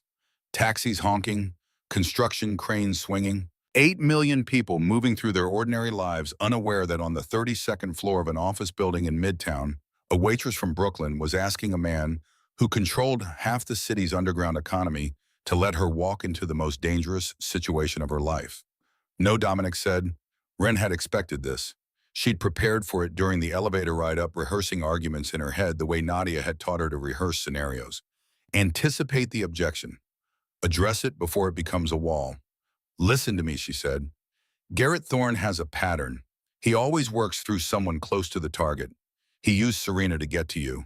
He turned Rourke to get to me. Now he's using my mother to draw me out. It's the same play every time. He finds the person you care about most and turns them into a weapon. I'm aware of his methodology, Dominic said. Then you're aware that every time you respond with force, he adapts. You took down his team at the restaurant. He sent people to the safe house. You neutralized Rourke. He went after my mother. Ren stepped closer to the desk. He's not trying to overpower you. He's trying to outlast you. He's trying to find the one thing you can't protect, the one gap in your armor, and he just found it. Your mother is being secured as we speak. And then what Ren's voice was firm. You put her in another safe house with another security detail. For how long? A month, a year, the rest of her life. She's a nurse, Dominic. She works 12-hour shifts and calls me every Sunday and worries about whether I'm eating enough. She's not built for this. She'll break. Dominic's jaw tightened. The micro-expression was so brief that most people would have missed it entirely. But Ren had spent weeks learning to read him, and what she saw in that fraction of a second was not anger or resistance. It was recognition. He knew she was right. What are you proposing, he said. Ren took a breath. She'd thought about this during the sleepless hours between the photograph and now, turning it over in her mind the way she'd once turned over the details of a customer's mood, searching for the pattern beneath the surface. And she'd found it. Garrett Thorne sent me that photograph because he wants me to come to him. That's the point. He's not threatening my mother because he wants to hurt her. He's threatening her because he wants me to react, to panic, to do something stupid, correct, Dominic said. Which is why you're going to stay exactly where you are. No. Ren held his gaze. I'm going to give him exactly what he wants, but not the way he expects. The room went still. Malcolm, who had returned to the doorway, stopped moving. Even the air seemed to hold its breath. He wants me to come to him in a panic, Ren continued. Desperate, alone, easy to control. Instead, I go to him prepared. I wear a tracker. I carry a mic. Your people position around whatever location he chooses. But I walk in first, alone. And I buy you the time you need to take his operation apart from the outside while I keep him focused on me from the inside. You're describing bait, Dominic said. His voice was dangerously quiet. I'm describing the same thing I did at the restaurant. Ren's voice didn't waver. I'm describing walking into a situation where the threat is real and doing something about it instead of hiding behind someone else. The restaurant was instinct. You didn't know what you were walking into. And this time I do. That's the difference. That's what you've been training me for. Ren stepped closer. Not to fight Garrett Thorne. You said it yourself. I'm not supposed to fight. I'm supposed to survive. I'm supposed to read the room and find the angle that nobody else sees. She paused, let the words settle. I've been reading people my entire life. I read Serena that night when nobody else saw what she was doing. I read Rourke when your own security missed it. I can read Garrett Thorne. I can get inside his head and keep him talking long enough for your people to move. But only if I'm in the room with him. Only if he thinks he's winning. Dominic stared at her for a long time. The office was silent except for the muffled sounds of the city far below. Then he looked at Malcolm. Malcolm's face was unreadable. He'd spent decades making his face unreadable. But after a moment he spoke. She's not wrong about Thorne's pattern. Every time we've responded with direct force, he's pivoted. If we try a tactical extraction at whatever location he designates, he'll have contingencies. Likely a dead man's switch on Mrs. Calloway's safety. He paused. A human element inside the room. Someone he doesn't perceive as a threat. That changes the calculus. Dominic's eyes moved back to Ren. You understand what you're asking. You're asking to walk into a room with a man who has spent 6 years trying to destroy everything I've built. A man who has already tried to kill you once. A man who is holding your mother hostage. Yes, And you believe you can keep him talking, keep him focused on you, keep him off balance long enough for us to neutralize his people and secure your mother. Ren thought about the alley behind Cote d'Or, the moment she'd decided to follow Serena through the staff exit. She'd been terrified then. She was terrified now. But the terror was different. It was no longer the blind panic of someone stumbling into darkness. It was the sharp, focused fear of someone who could see exactly what lay ahead and chose to walk toward it anyway. I can do this, she said, not because I'm brave, because I understand him. He lost his brother, and he spent 6 years turning that grief into rage. He doesn't want to kill me. He wants someone to witness his pain, to acknowledge what was taken from him. That's what I can give him. Time, attention, the thing he's actually desperate for. Dominic was quiet for 10 seconds. 20, 30, the longest silence of Ren's life. Then he spoke. If we do this, you follow every instruction precisely. You wear the tracker. You keep the communication line open. The moment I determine the situation has become untenable, we breach regardless of your position. You don't negotiate that point. Agreed. And if Thorne makes a move toward you, if he raises a weapon, if you feel at any point that your life is in immediate danger, you give the signal and you get on the ground. My people will handle the rest. Agreed. One more thing. Dominic's voice dropped lower. If this goes wrong, if something happens to you in that room, I will tear Garrett Thorne's world apart brick by brick, and there won't be enough left of him to bury. Do you understand that Ren held his gaze? Yes. Something passed between them in that moment. Not spoken, not acknowledged. Just the silent understanding of two people who had been bound together by a folded receipt in 7 words and who now stood on the edge of something neither of them could fully control.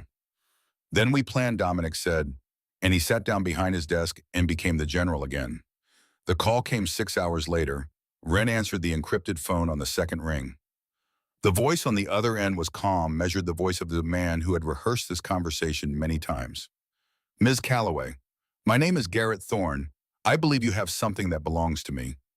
I don't have anything of yours. You have my future. You took it from me at a restaurant 6 weeks ago. A folded receipt. 7 words.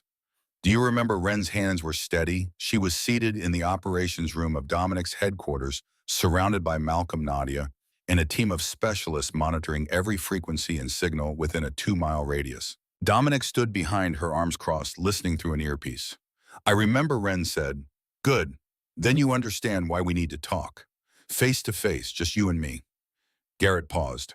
I have your mother, Ms. Calloway. She's unharmed. She's frightened, but she's alive. Whether she stays that way depends entirely on you. Ren closed her eyes. She thought of Estelle, her Sunday phone calls, her worried voice, the woman who had raised a daughter alone after her husband disappeared, who had worked double shifts to keep the lights on, who had never once complained about the hand she'd been dealt. The strongest person Ren had ever known, now sitting in a room somewhere with strangers and fear and no understanding of why any of this was happening. Where Ren said, "There's a warehouse at the Brooklyn Navy Yard, Building 77. Come alone, no weapons, no phones, just you." Garrett's voice carried the forced calm of someone holding a lit match over gasoline. If I see Ashford's people within 3 blocks, your mother dies. If I detect surveillance, electronic or otherwise, she dies. If you're not here within 2 hours, she dies. The line went dead. The operations room erupted into controlled chaos. Maps appeared on screens. Building schematics were pulled from databases. Satellite imagery of the Brooklyn Navy Yard materialized in high resolution. Every entrance and exit marked, every sightline calculated. But Ren sat still in the center of it all. Eyes closed, breathing slowly. She was thinking about Garrett Thorne's voice. Not what he'd said, but how he'd said it. The forced calm, the rehearsed cadence, the way his breathing had changed when he mentioned the restaurant. Faster, shallower, the breathing of someone reliving a wound. He'd rehearsed every word of that call, planned every sentence, designed it to sound authoritative and in control. But underneath the performance, Ren had heard something else. Something familiar. Grief. The same grief she'd heard in Dominic's voice when he talked about Rosie. The same grief she'd felt herself standing in her childhood bedroom after her father left, staring at the empty space in the closet where his clothes had been. Garrett Thorne was not performing control. He was performing composure over a wound that had never healed. And wounded people made mistakes, not because they were stupid, but because the wound distorted everything. It turned strategy into obsession. It turned planning into compulsion. It made you think you were being rational when you were actually being driven by something much older and much less controllable than reason. Wren opened her eyes. He'll have Corinne Dahl inside, she said. Probably one or two others, but not many. He wants this to feel personal, intimate. He's not setting up a military operation. He's setting up a conversation. How do you know? Malcolm asked. Because if he wanted me dead, he wouldn't have called. He'd have just killed my mother and disappeared. Wren stood. He wants to look me in the eye. He wants me to understand what I took from him. He wants me to feel the weight of what I did. Wren turned to Dominic. That's his weakness. He needs this to mean something. Dominic held her gaze for a long moment. Then he nodded. The next 90 minutes were the most focused of Wren's life. She was fitted with a tracking device so small it was embedded in the button of her jacket. A microphone thin as thread was woven into her collar. Malcolm briefed her on the building's layout. 3 main entrances, 2 service doors, a loading dock on the north side. The warehouse was large open with a mezzanine level that provided elevated sightlines over the entire ground floor. Dominic's teams would be positioned in adjacent buildings on rooftops in vehicles along the perimeter. Close enough to breach in under 90 seconds. Far enough to avoid detection by whatever counter-surveillance Thorne had deployed. Nadia pulled Wren aside before she left. Remember what I taught you, the older woman said. You're not there to fight. You're there to survive. Read the room. Find the exits. Keep your weight centered. If things go sideways, you get low and you get small and you let us come to you. Wren nodded, then she did something she hadn't planned. She hugged Nadia, briefly, fiercely. The older woman stiffened, then softened, and for just a moment, she hugged back. Don't make me regret training you, Nadia said roughly. Dominic walked Wren to the car that would take her to Brooklyn. They stood in the garage, the same kind of underground space where this had all begun, surrounded by concrete and echoes and the distant hum of a city that didn't know what was about to happen inside its borders. You don't have to do this, Dominic said. Yes, I do. Not for you, for my mother, for myself, Wren met his eyes. You told me the night we met that I chose to be seen, that I stepped across a line most people never see. She paused. This is the same line, I'm just walking further across it. Dominic reached into his jacket and produced something. Not a weapon, not a phone, a photograph. Small, worn at the edges, clearly carried for years. A young woman with dark hair and a bright smile wearing a college sweatshirt laughing at whoever was holding the camera. Rosie, Dominic said quietly. I've carried her with me for 10 years. Every meeting, every operation, every moment I needed to remember why I do what I do. He held the photograph out to Wren. Take it with you. Wren looked at the photograph, at Rosie Ashford's smile, at the ghost of a girl who'd been killed because nobody spoke up. Nobody warned her, nobody was brave enough to step across the line. She closed Dominic's fingers back over the photograph. Keep her. You still need her more than I do. Wren smiled. I've got my own reasons now. Then she got in the car and the door closed and she was moving through the night toward Brooklyn and toward Garrett Thorne and toward whatever waited on the other side of the most terrifying decision she'd ever made. Building 77 at the Brooklyn Navy Yard was enormous, a cathedral of industrial decay. Concrete columns thick as tree trunks rose to a ceiling lost in shadow. The windows along the upper walls were mostly broken, letting in cold air and the distant sound of traffic on the BQE. Emergency work lights had been set up, portable rigs that cast pools of harsh white illumination across the concrete floor while leaving everything else in darkness. Wren entered through the main loading dock. Alone, no weapons, no phone, just the tracker in her button and the mic in her collar and the training Nadia had pounded into her body over weeks of bruises and exhaustion. The warehouse smelled of dust and rust and something chemical she couldn't identify. Her footsteps echoed in the vast space, each one announcing her presence, each one saying, here I am, I'm coming, I'm not hiding anymore. She saw her mother first. Estelle Calloway sat in a metal folding chair near the center of the ground floor. Her hands were bound in front of her with zip ties. Her blue scrubs were wrinkled. Her hair, usually pinned neatly for her shifts, had come loose around her face. She looked small, exhausted, terrified.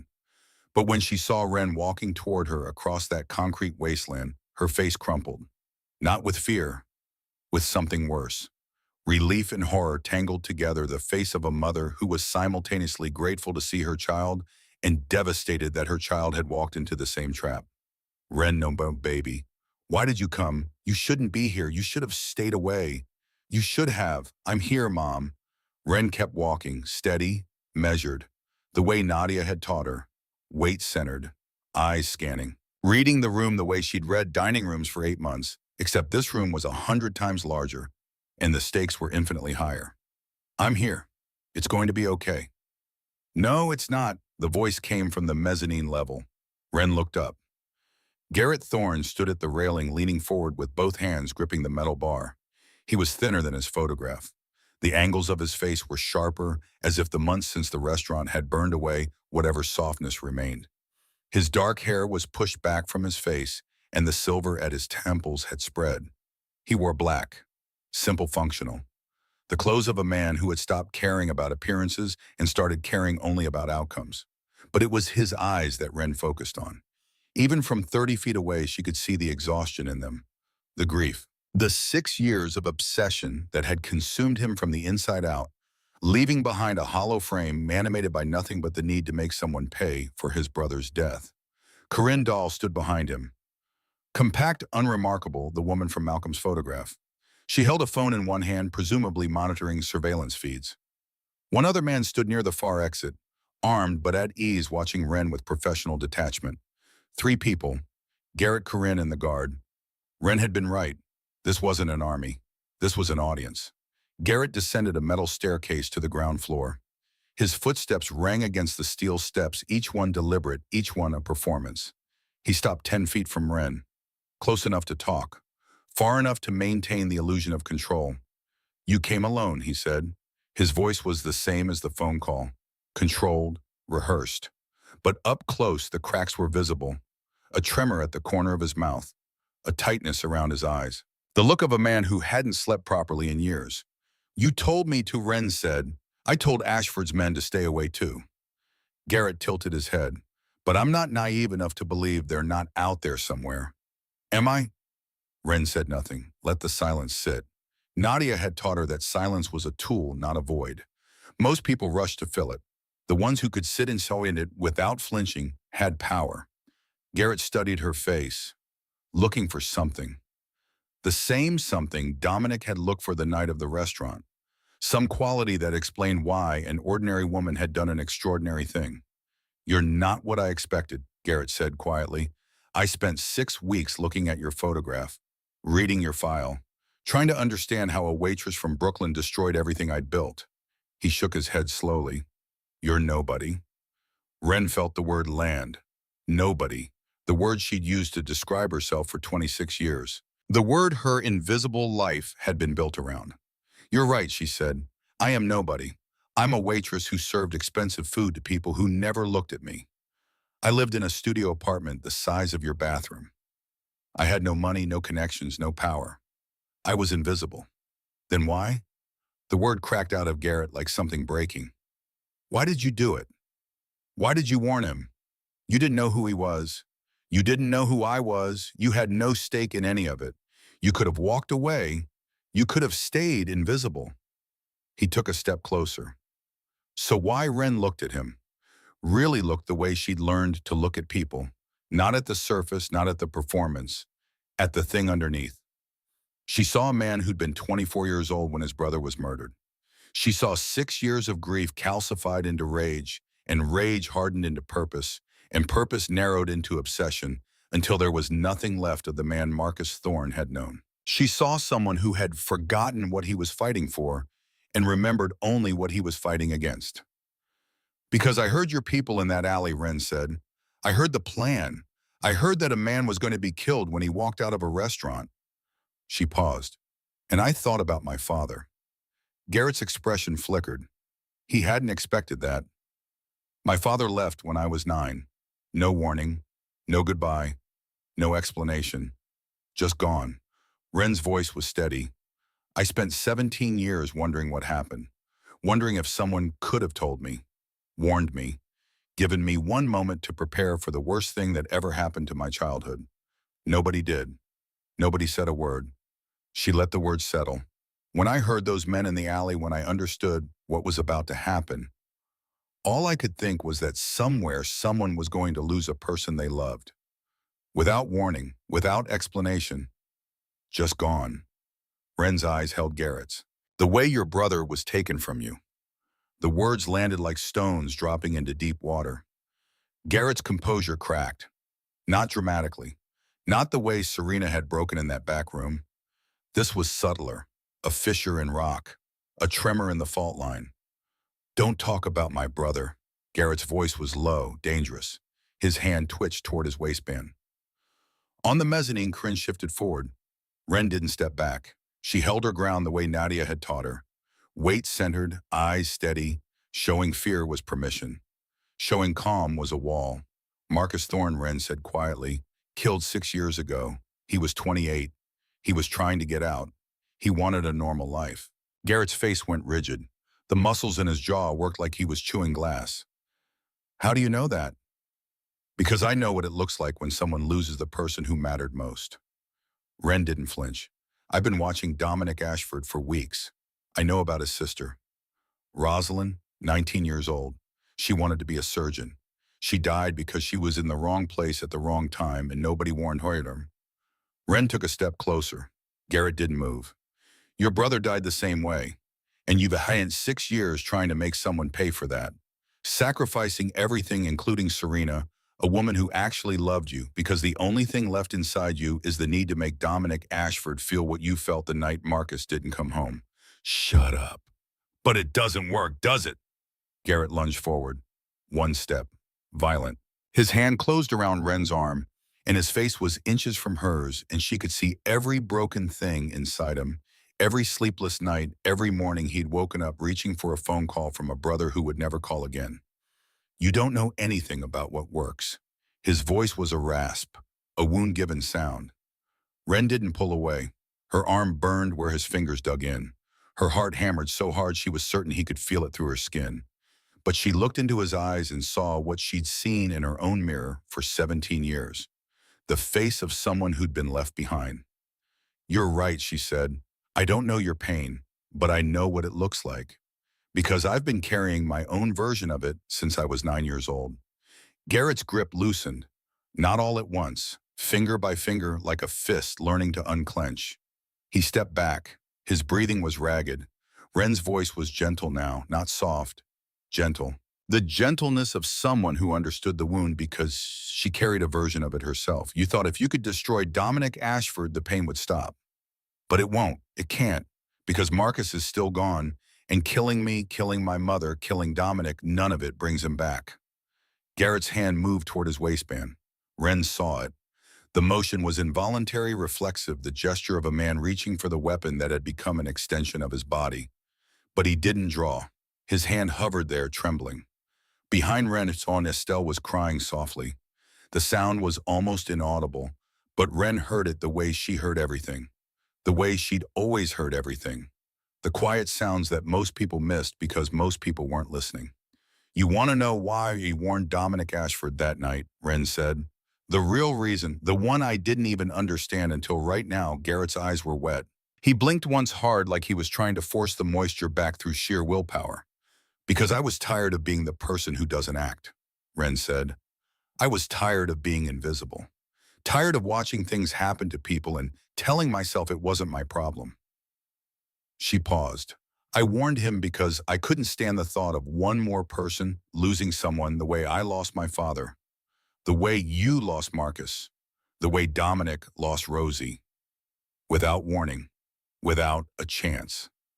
The warehouse was silent. Even the distant traffic seemed to hold its breath. Garrett's hand dropped from his waistband. He stood there 10 feet from Ren, and for the first time since she'd entered the building, he looked like what he actually was. Not a villain, not a monster, not a mastermind or a predator or a force of nature. Just a man, exhausted and broken and hollowed out by grief, standing at the end of a road that had never led anywhere but here. I can't stop, he whispered. If I stop, then Marcus died for nothing. Then all of this, was for nothing. Marcus didn't die for nothing, Ren said. He died because this world is cruel and unfair, and people with guns make decisions that destroy families. The same world that killed Rosie. The same world that took my father. She took another step closer. But choosing to burn everything down doesn't honor Marcus. It just creates more people like you. More brothers, more daughters, more mothers sitting in chairs with their hands tied wondering if they're going to die because someone else's grief turned into a weapon. Behind Garrett on the mezzanine, Corinne Dahl shifted. Her eyes moved between Garrett and Ren, reading the situation with the cold efficiency of someone trained to identify when an operation was deviating from plan. She spoke, her voice sharp. Garrett, focus. This is what Ashford wants. She's buying time. Garrett didn't look at her. His eyes were locked on Ren's face, and whatever he saw there was holding him in place more effectively than any weapon could have. While Garrett stood frozen while Corinne's attention was divided between her employer and her surveillance feeds, Ren had been doing something else, something invisible, something that required no weapons and no training beyond the skills she'd practiced in silence her entire life. She'd been working on her mother's zip ties, not with her hands. Her hands were visible at her sides, palms open, non-threatening. But she'd moved closer to Estelle with each step she'd taken toward Garrett, angling her body so that each step toward him also brought her nearer to the chair where her mother sat. And 40 seconds ago, when she gestured while speaking about Marcus, the motion had let her pass Estelle the small ceramic blade Nadia had sewn into the lining of her jacket cuff. A tool the size of a fingernail, sharp enough to cut through plastic, invisible to anyone not looking for it. Estelle, who had raised a daughter alone and worked double shifts and survived 17 years of abandonment without breaking, understood instantly. Her hands bound in her lap began working, slowly, silently, the ceramic edge biting into the zip tie one fiber at a time. You asked me why I came here, Ren said, her voice covering the faint sound of plastic separating. I came because you're right about one thing. I did take something from you that night. I took your plan, your chance at revenge, your reason for existing. And I'm sorry for the pain that caused you. Not sorry I saved a life, but sorry that the world put you and me on opposite sides of a door in an alley and gave me a choice that destroyed everything you'd built. Garrett's breathing was ragged now. His eyes were red. The mask had fallen completely, and underneath it was nothing but raw, exposed nerve. What do you want from me? His voice cracked. What do you want me to do? I want you to choose, Ren said. Right now, in this room, with my mother and me and your people watching. I want you to choose whether Marcus Thorne's legacy is more death or whether it's the moment his brother finally put down the gun and walked away. The warehouse hummed with silence. Somewhere outside, a siren wailed. The wind pushed through broken windows carrying the smell of the East River and the cold bite of a New York night that didn't care about the people standing in its shadows. Garrett Thorne looked at Ren Calloway, a waitress, a nobody. The woman who had slipped a receipt to a stranger and changed the trajectory of a war she hadn't known existed. And something in his face shifted. Not surrender, not defeat. Something quieter and harder to name.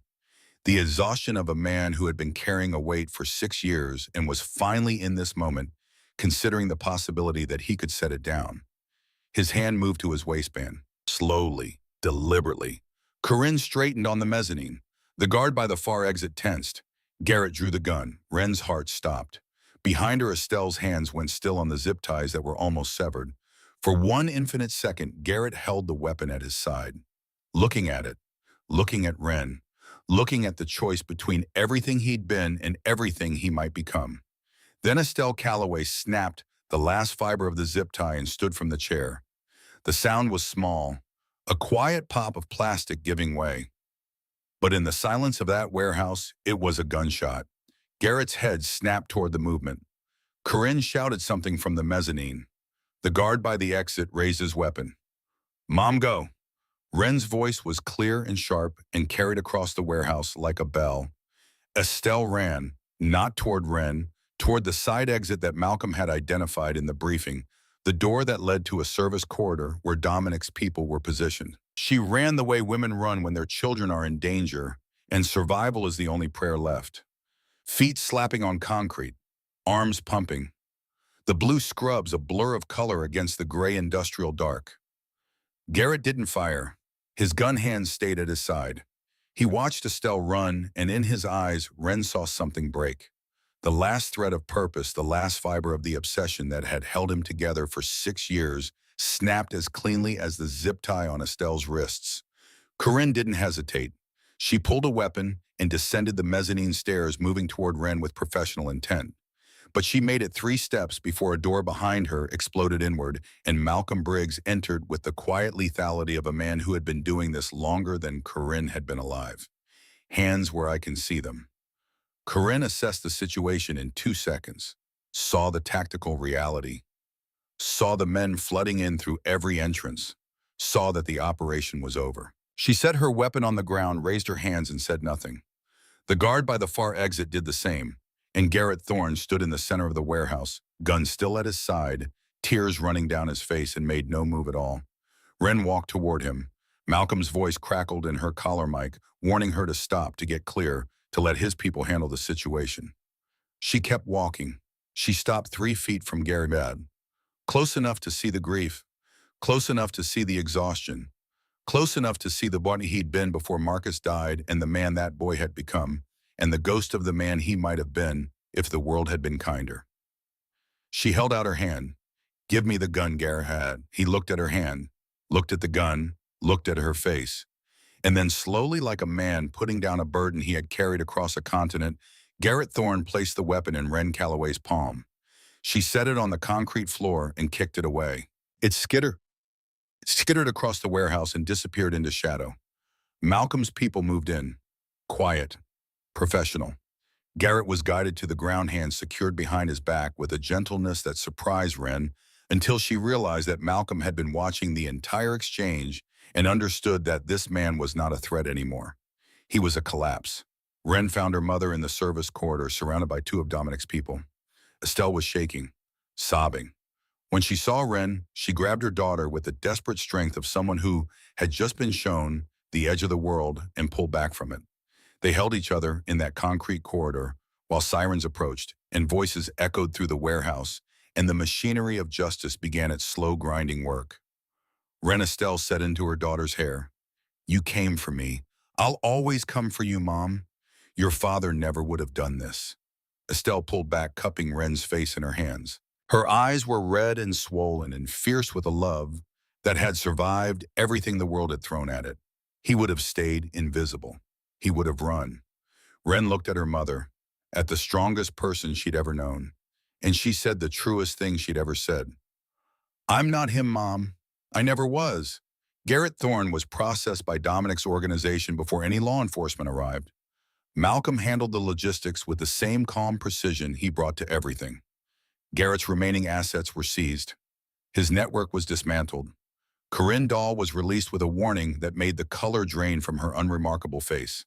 And Garrett himself was given a choice that echoed the one Dominic had given Serena weeks before. Leave the country, leave the continent. Start over in a place where the name Thorne means nothing and the name Ashford means less. Live, quietly, without vengeance.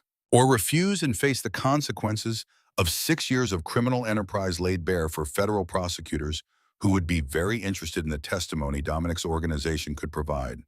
Garrett chose exile, a flight to Sao Paulo, a new name, a life stripped of everything he'd built and everything he'd wanted and everything he'd lost, but also a life, which was more than he'd been willing to give anyone else. Before he was taken to the airfield, he looked at Ren one last time. The look lasted 3 seconds. He didn't speak. But in those 3 seconds, Ren saw something she'd recognize for the rest of her life. Gratitude. Not for mercy, not for freedom. For the moment in the warehouse when someone had finally seen his grief and not flinched from it. When someone had called it by its name and treated it like what it was. Not evil, just human. Broken and human and desperately in need of someone who understood. Then he was gone. A car.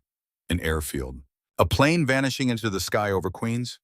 And Ren stood in the cold morning air and watched him disappear and felt something she hadn't expected. Compassion. For a man who had tried to kill her, who had kidnapped her mother, who had devoted 6 years to destroying a life in the name of avenging another. She felt compassion for him, and she didn't know what to do with that, so she simply held it and let it exist. 2 days later, Wren stood in Dominic Ashford's office. The same glass walls, the same steel desk, the same panoramic view of Manhattan that made the city look like something you could hold in your hands if you reached far enough. Dominic stood at the window. He looked the same as always, controlled, composed, the tattoos, the dark eyes, the quiet authority that filled rooms without effort. But something was different, something around the edges, a softness that hadn't been there before, or maybe had always been there and was only now visible because Wren had learned to look. "It's done," he said. "I know, your mother is safe. She's been returned to her home. There are people watching her discreetly for the foreseeable future. She won't know they're there." Wren nodded, "Thank you." Dominic turned from the window. "The question that's been sitting between us since the night you followed me through that door." He met her eyes. "What do you want, Wren Calloway?" She'd thought about this, lying in the safe house bed, training with Nadia, standing in the warehouse watching Garrett Thorne break apart. She'd turned the question over and over, examining it from every angle the way she'd learned to examine rooms and people and threats. "I want to stay," she said. Dominic's expression didn't change. "Not because of debt," Wren continued. "Not because I'm scared. Not because I don't have anywhere else to go." She stepped forward. "Because this is who I am. I'm the person who sees things other people miss, who notices when something is wrong, who walks into alleys and warehouses and dangerous rooms because someone has to, and I'd rather it be someone who's paying attention." Dominic was quiet. "You taught me to survive," Wren said. "Nadia taught me to fight. Malcolm taught me to think. But nobody taught me to see. I could already do that. I've been doing it my whole life. The only difference is now I have a reason." "What reason?" Wren smiled. It was small, tired, real. "Because there are people out there like Rosie, like Marcus, like the person I was 6 weeks ago. People who are invisible, who are in danger, who need someone to notice before it's too late." She held Dominic's gaze. "I want to be the person who notices." The silence that followed was the longest they'd ever shared. Outside Manhattan churned with its 8 million lives, each one a story, each one invisible to everyone except the people willing to look. Then Dominic smiled, the first genuine smile she'd ever seen from him. Not the controlled curve of a man managing his image.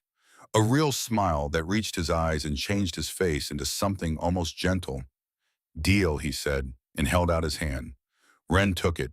His grip was strong, steady, certain.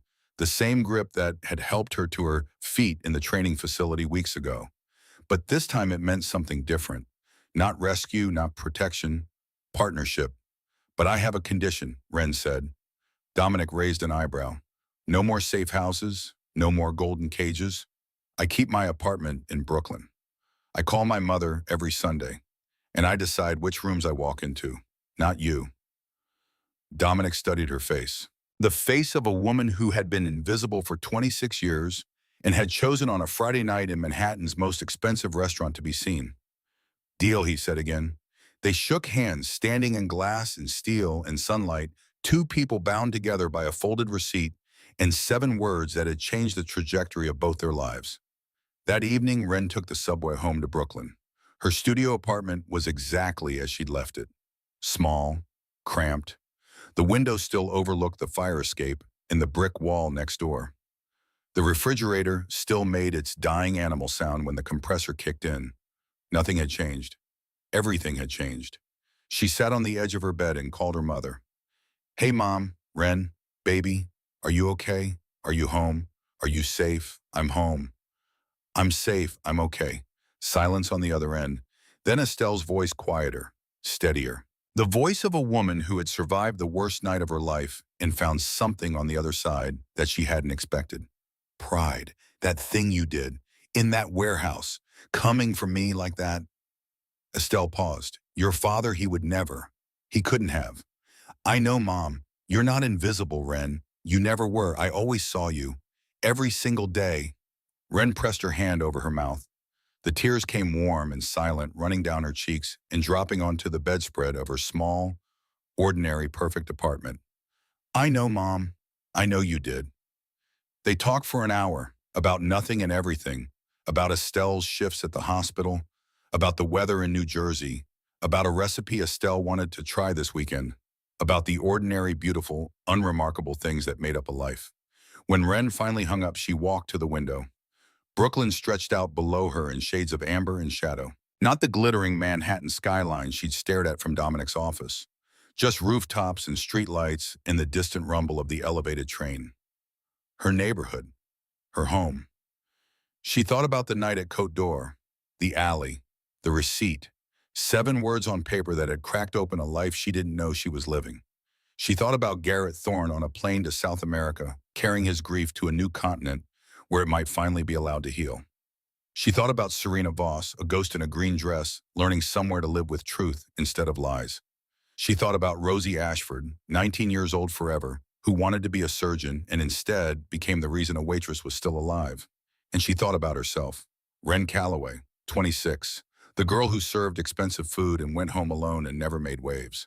The woman who had followed a stranger into an alley, slipped a note to a man she didn't know, and stumbled into a life she was only now beginning to understand was the one she'd always been meant to live. She'd spent 26 years staying small, staying quiet, telling herself that safety lived in the margins, in the spaces between other people's lives where nobody thought to look. Then she'd folded a receipt, walked toward table 12, and burned that entire philosophy to the ground. Not a waitress, not a nobody, not the daughter of a man who left. She was Wren Calloway, the woman who noticed what others missed, the woman who walked into dark rooms and dangerous conversations and impossible situations because someone had to, and she'd decided on a Friday night in Manhattan that someone was going to be her. Outside the window, Brooklyn hummed with its late-night rhythms. Somewhere in the city, Dominic Ashford was planning his next move. Somewhere in a building she now knew well, Malcolm Briggs was reviewing intelligence reports. Somewhere in a basement gym, Nadia Hargrove was sharpening someone else into something sharper. And here in a studio apartment in Bushwick, Wren Calloway sat at her window and smiled. Not because the fear was gone. It wasn't. It might never be. But she was done hiding from it. Thanks for staying with this story right till the final moment. You're the reason these stories come alive. If you're ready for another powerful journey, just tap the next video on your screen. And before you go, leave a quick comment and rate this story from 1 to 10. I'm excited to see your thoughts and connect with you down in the comments.